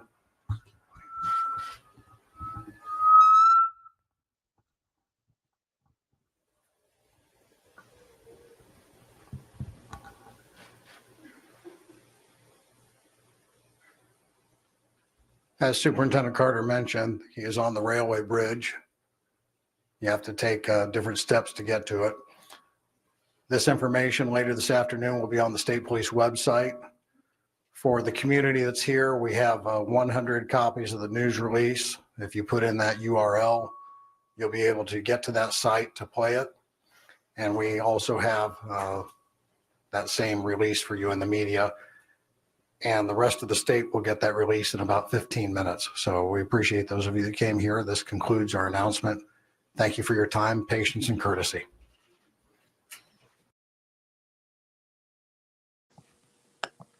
Okay. Thank you for playing that, Charmaine. You're welcome. So had it been a while since you watched that? That one, it had been, and probably my least favorite. If we have favorite press conferences, that was shocking when it came out. It was absolutely jarring to see Carrie sitting there like that. I think it's fair to say that that was the most significant press conference, other than maybe the arrest of Richard Allen, that we've ever seen in this case. Mm-hmm. Yeah, and I mean, Doug Carter is a spin doctor. I know there are people that don't like him, but at that point of time, I had a lot of respect for Doug Carter. I thought that he was a very compassionate individual, and I thought that he really truly cared about Abby and Libby and about their families. He did. Not that they don't now, but you know. You don't think he does anymore? No, I do. Just things are just different now. The way we look, I think, at law enforcement, look like finding out about all of these issues, looking back, because at that point in time, I don't know about you, but I was convinced that investigators were investigating and police were policing. I thought they were doing a bang up job, and I thought the FBI was there. I just, it was very disheartening to see some of the things that were coming out, knowing how I felt about them in 2017, 18, 19, 20, and so on. It was just a very disappointing. See, I maybe I have a different maybe I have a unique perspective or whatever, or maybe I'm just jaded, but I've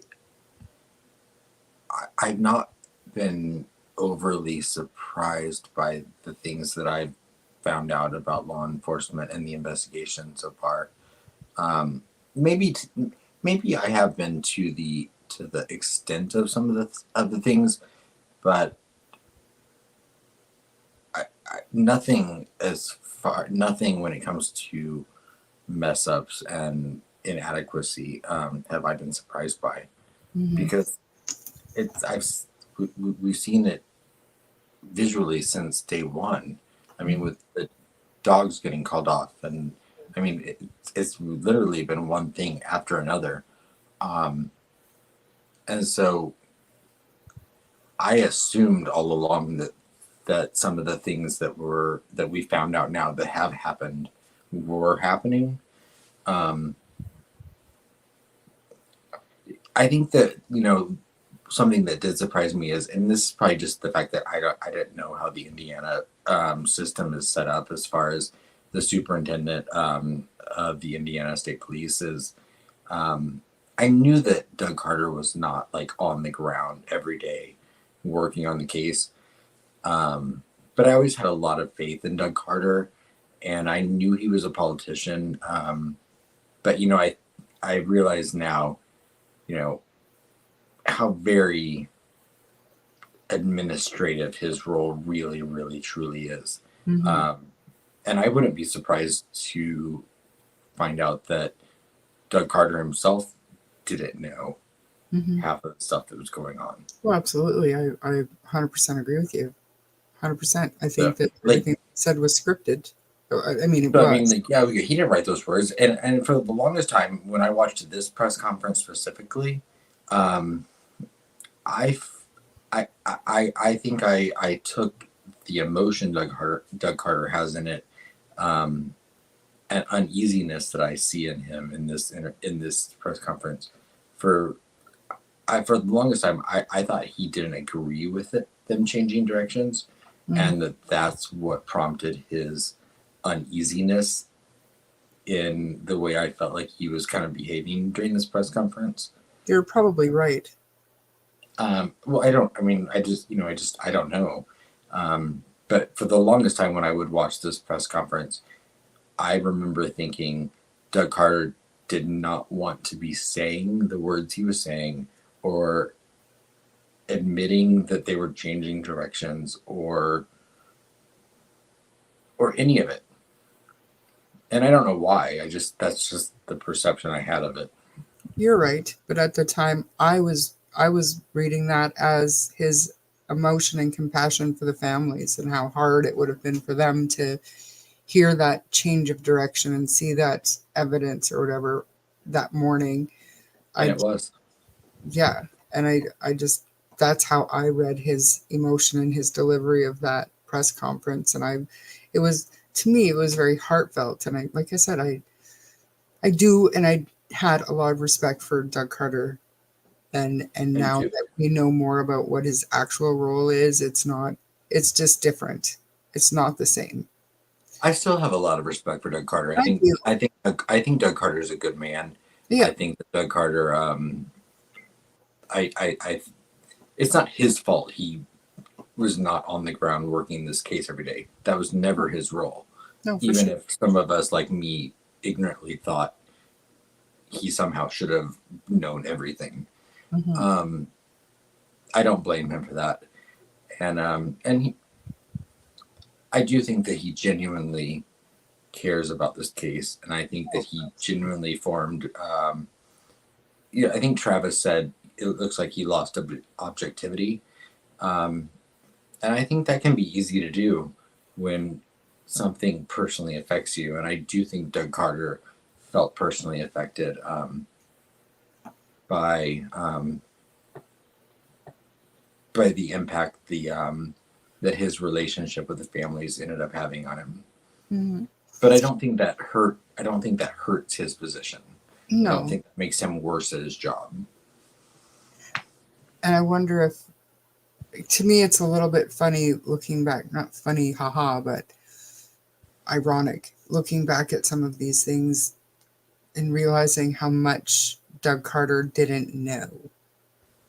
Yeah. But he seemed like you said, he seemed like he was right in the middle of the loop. But they didn't know.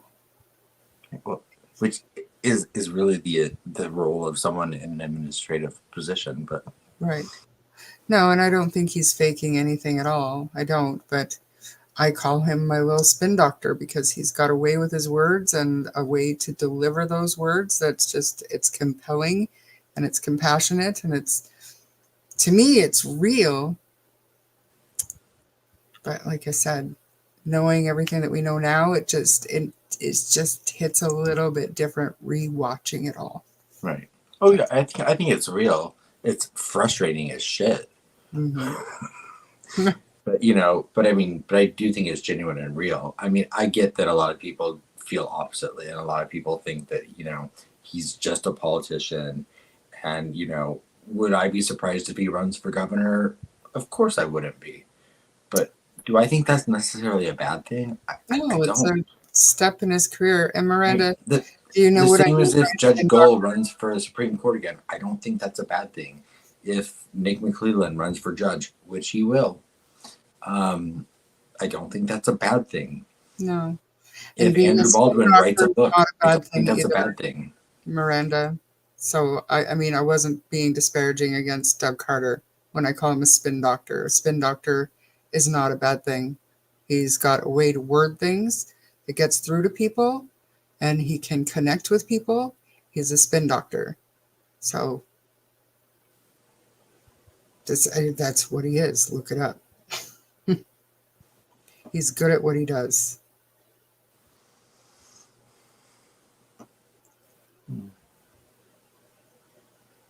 So unindicted co-conspirator says maybe he is not Miranda, but the genuine emotion he has for the family being used to spin the resignation leaves a bad taste in my mouth, and that's fair. I understand a lot of people feel that way, and I think after 7 years, a lot of people have soured to everyone uh, that that serves in an official role in this case. Mm-hmm. And you're entitled to that feeling. I don't think Doug Carter's a bad man. I don't think that he does anything nefarious. But I do respect your opinion. Absolutely. Absolutely. And my cat does not respect my Personal space. right? It's like 5 times tonight. But I feel like the way I said spin doctor, people are taking that completely the wrong way. A spin doctor is not a negative thing. I don't think he's over dramatic. I just think he's got this way of delivering what he wants to say, and he's able to connect with people easily and emotionally, and not The there's not a lot communicator. of people on the planet can do that the way I he mean, does. for a long time, a lot of people hung on the words of Doug Carter, and the reason they did that is because he's a good communicator. That's right.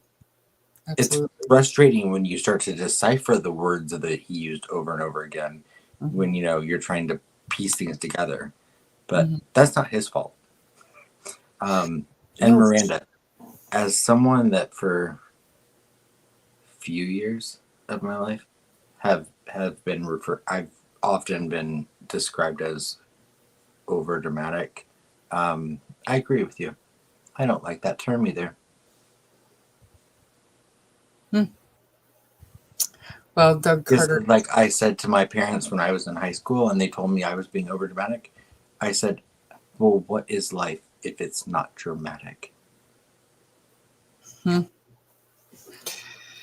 And yeah, I just, and if we go back even further than that to the first press conference and then the next one and the next one. Well, he wasn't at the first one, but.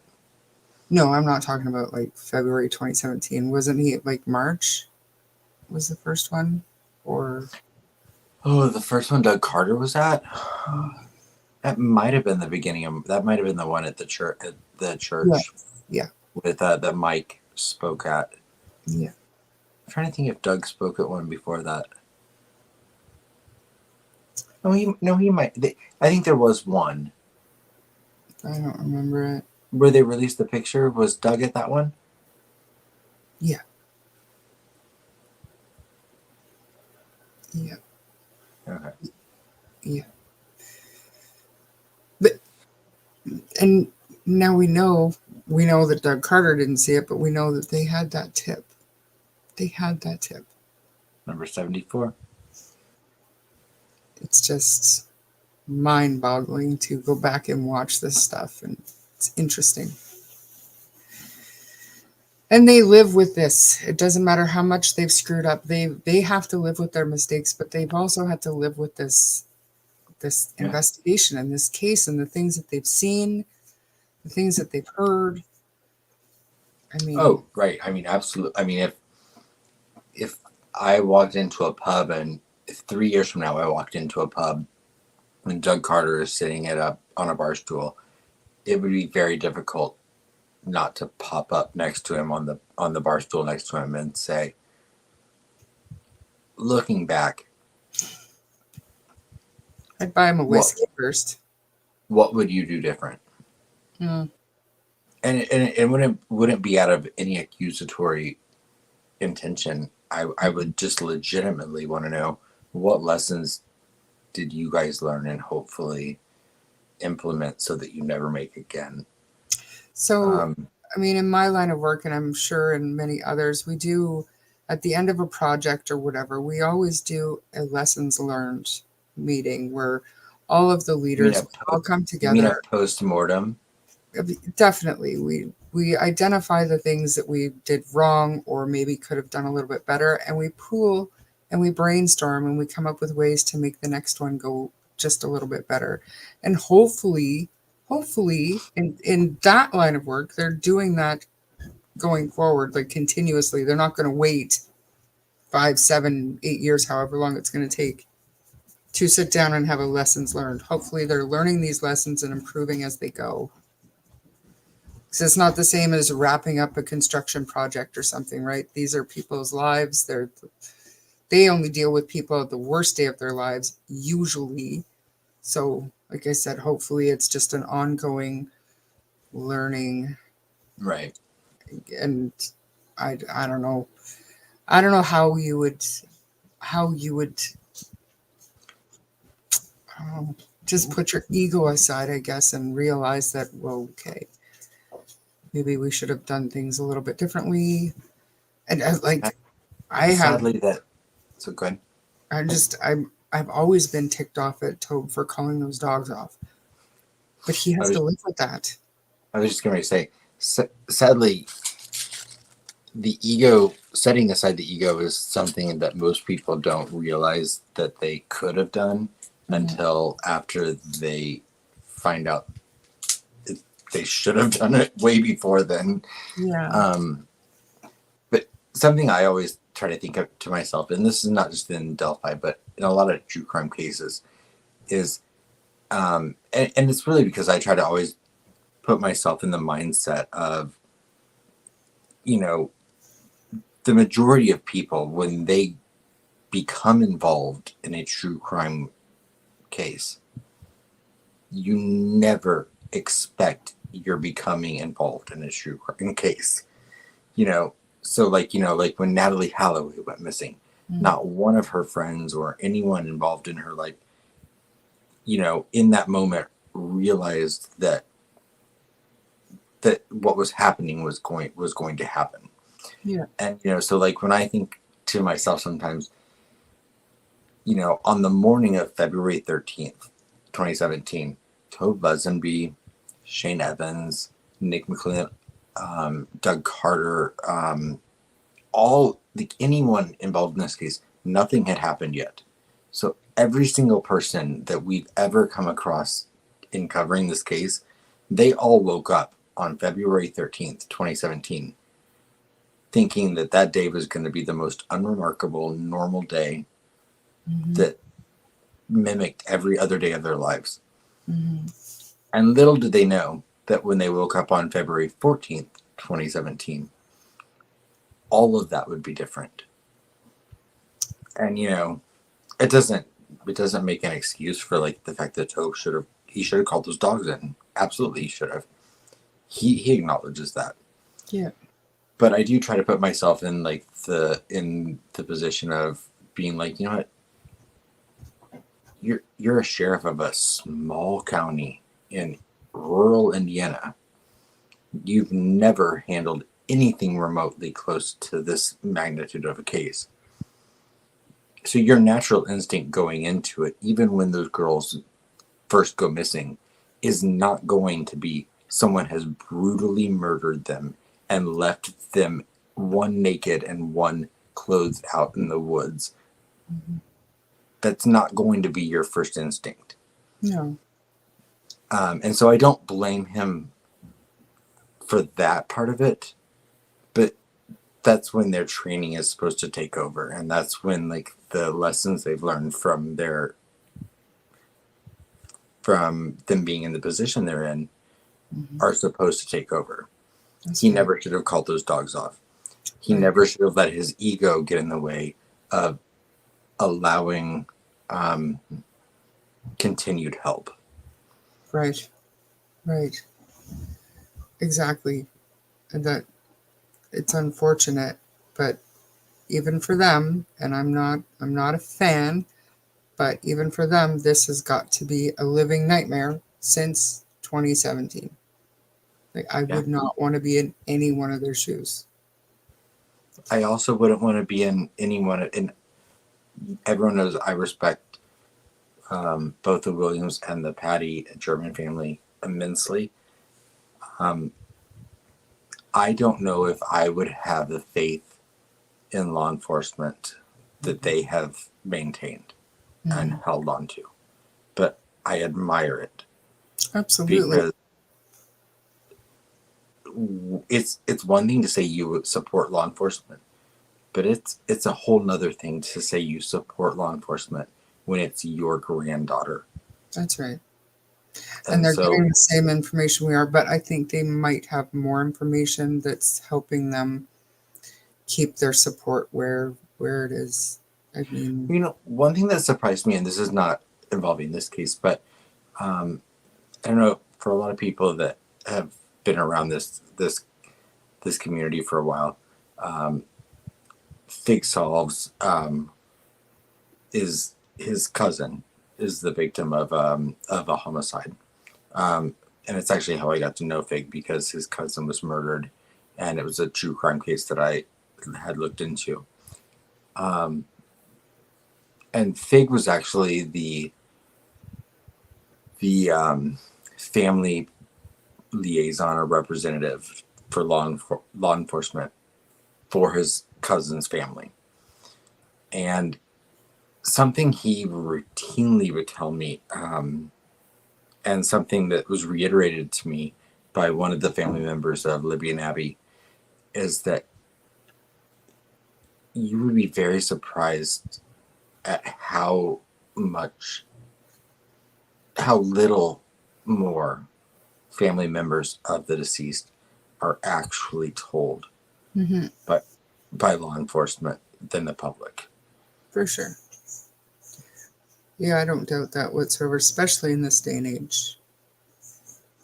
Right. There were things that Fig told me that he found out at trial for his cousin that they had not been made aware of, and that even when they were given information that the public did not have, it was much like we heard in this press conference, given to them maybe a few hours before it was publicly released. Whereas in this press conference that we just watched, they actually specified that the information with the Young Bridge guy and the added word of guys to the Down the Hill was only provided to the families of Libby and Abby an hour before they did that press conference.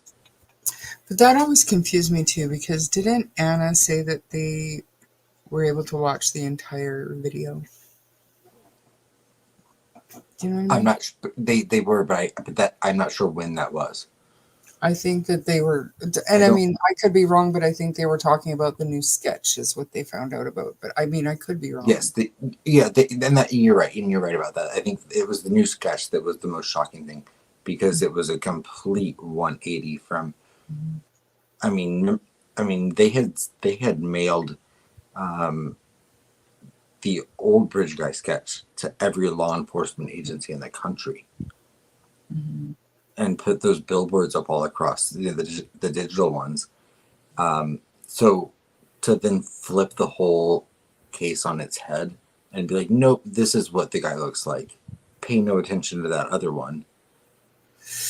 Do you remember when Kagan and Tony first came? Never heard of him. Yeah, well, I wish, but and how everybody was going back to this press conference and saying, "Ooh, changing gears. Tony's into Ooh. cars." Oh my gosh. Remember that? Yep. I was like, is that real? People actually believe that? They did. Well, They really did. like with everything else in this case, when their silence always leads to speculation. And this entire case from the get-go was held so close to the vest, which I understand some of it is necessary. But if things had been handled differently when it came to the way the public was informed and notified of things, it would not have led to the speculation that ended up making people literally break down and decipher every word that was spoken by law enforcement, to the point where people still today are arguing over whether Doug Carter saying the shack in that press conference has some alternative secret meaning. Yeah. Yeah. I don't know. As soon as I watched that press conference, like probably for the 40th time that week, I went and I rented the shack to find out what he was talking about. And I get it. I understand what his message was. It had nothing to do with his shack. It's just a heartbreaking story. It's a horrible movie about forgiveness, compassion, just like he said. But people just took it and There are a lot ran. of parallels with The Lovely Bones too, but he didn't mention that movie or book. Well, I mean, that wasn't. I don't think that was a very religious movie, whereas The Shack was very much so. Right. And Doug Carter's a very religious man. Right, exactly. What are you talking about, Anne? Man, I thought we were friends. It's too late to be bullied by you. Okay, Anne. either way, I agree with you one way or the other. But you know my whole point with playing that press conference, with other than the fact that it's the 5-year anniversary, and I put this on my community post earlier today, but I know it's still contested and talked about, but knowing what we know now, I mean, for people that have followed the case from 2017, there was such an emphasis on the look at your neighbor, look at people that looked like that sketch. They had the still image of Bridge Guy. At that point, everyone was in that like James Chadwell, Ron Logan thing, and then 2019 happened, and the case had, for the first time, really started to kind of lose focus and attention. And then on April 22nd, 2019, they walked out on that stage. They gave the one more word, guys, down the hill, and they threw out the old Bridge Guy sketch and they brought in the young Bridge Guy sketch. And it completely won renewed interest in the case.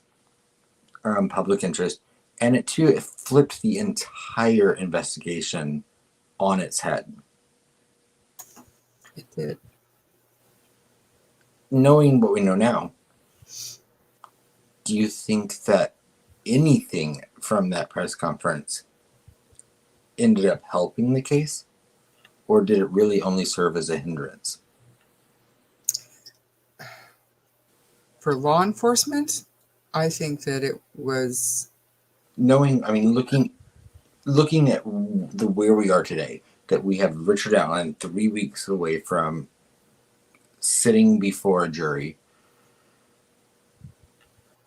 Do the facts that we know about that 2019 press conference seem beneficial at all to where we are today? no. I mean, not in my opinion. It kept the case alive, I guess, but they always had that tip, and they would have got to it eventually, the way it came to fruition. So for me, that press conference at the time, it was It was huge. But looking back at it, did it help things? I don't know. Was Richard Allen in the room that day? I don't know. Maybe. I mean, I think we've all I think we've all like examined every little frame of that audience from that day. I didn't Yeah. see him. Yeah. Yeah. Like, I don't know. Do you? What's your opinion on that? Well, I mean, I guess there could always be something that comes out at trial that ties it together, but I don't think Richard Allen looks like young bridge guy sketch. Mhm. I do think that if you put the two sketches together, I do think that you can find a resemblance of Richard Allen there, but And it's just I eerie. don't think it pushed the case along as far as leading to the arrest of Richard Allen in any way. And if Richard Allen is the guy, seeing that sketch, I think it probably gave him a sense of security. And I think Yeah. that he was comfortable posing in front of that sketch because it was nothing Literally to the point where he sat in front of it. like you're changing gears. Perfect. I was worried there for a minute. If he's the guy, you know what I mean? No need to get rid of the gun or anything. That's right. So Exactly. it's just interesting to look back on things, 5 years later and be like, people have spent 5 years focusing on aspects from that press, because that's the press conference. We got the looking for the driver of the vehicle parked at the CPS building, so yes, that Yeah. piece of information, if Richard Allen is the guy, is relevant. Yeah. And then there were other things as far as like, because having seen the crime scene photos, the part of that press conference that stood out to me the most, and now will always forever stand out to me the most, is when Doug Carter says, emotionally, he says, I know that those girls are not experiencing today the way you left them out in those woods. Mhm. I'm paraphrasing, but and if you for anyone that has seen those crime scene photos, you know exactly what I mean. Mhm. And also, Because that reference is specifically probably in reference to Libby. yeah. And I don't think there's any much more way that someone could barbarically be left discarded out in the woods than that girl was. And I feel like his comment about, I believe you have just a little bit of a conscience left, Has to do with, Abby. yeah. I mean, to me, in my opinion, that's absolutely wrong. But I think that that's what he was getting at for sure. But it makes perfect sense having the information that we have today. Yeah. That we did not have 5 years ago when we first heard those words. That's right. And to go back even to day 2, when they were Right. talking. And that's not even Rochelle. That's whoever is responsible. That's right. And listening to the words that they were using back then and knowing what they had seen at that point, it just, like I keep saying, it's so interesting to go back and watch that stuff. When I watched the very first couple of press briefings with Kim Riley, Mm-hmm. and then especially the first one or two after they found the girls, having now seen what they had just saw an hour previously in person, I can't imagine how those men had the strength to stand up there and even have the composure that they did. Mm-hmm. Because now when I watch those press briefings or those statements given to the press, I can see the emotion all over their faces. Yes. No one ever prepared for that. And I don't care if you're in a big city or a small town, you're never prepared to see a 13, 14-year-old girls left in the woods the way they were. Yeah. Hey, Mel. Hi, Mel. I don't know. I think I've said enough. It's 12:30 for me. It's 2:30 for you. You're crazy. Oh, are you tired of that 1 hour we agreed to do? Are you a little over our time limit? 2.5 hours, Aspen. That's been. But Oh, I think you still have a lot of viewers, so that's good. Sunny didn't get any donations tonight. that's okay. She did not deserve any. She didn't want Um, it. so Yes, hopefully, justice for Abby and Libby, yeah, always. yeah, That's what this is all about. they said barring any delays, jury selection starts 3 weeks from today. Um, Also a smaller case, but Flint Farmer's case starts also on May 13th, Wow. which is the person that is standing trial for taking the life of Karina McCurkin. Mhm. So if I do get to Indiana on the 13th, one of the things that I might do rather than go to jury selection is I might spend the first few days and try to go to a couple of days of Flint Farmer's trial, That's an excellent unless idea. there's a delay or something in that. But I think everyone knows like how Jerry McClurkin is one of the most inspirational women I've ever like talked to or seen in my life. So um, I'd like to be able to help show support for that family if I'm able to. That'd be great. And like I said, the dates always may change or something like that. But as of now, that is when that trial is scheduled to commence as well. But What about Westerman? Do you know when that? Westerman's has been delayed until I think the middle of June. Oh, convenient. Which I would not be surprised at all if, depending on how Delphi turns out, I wouldn't be surprised if the charges get dismissed against Westerman. Didn't he I apply found to it have that happen and it was denied? It was denied, but I found it interesting that the judge made a specific statement about wanting to see the outcome of the Delphi trial before they had any more hearings or anything in Westerman's case. Mm-hmm. Which, I mean, really, Westerman's, I mean, it's a misdemeanor. It's not like it's a huge case. Right, exactly. What is he going to get? Probation? Right. Fine, maybe. How long is the trial scheduled to go? And do you mean Delphi, or do you mean Flint Farmer? Flint Farmer's is scheduled to go, I think. Is it 3 or 5 days? I'd have to look. Westerman's, I don't know how long his trial is supposed to go. I don't think very long at all. Delphi is right now scheduled jury selection the 13th, 14th, 15th, and 16th for opening statements on the 17th, I believe. And then as of now, it's scheduled to go Monday through Saturday until the 31st. And then whatever indefinite jury deliberation time after that.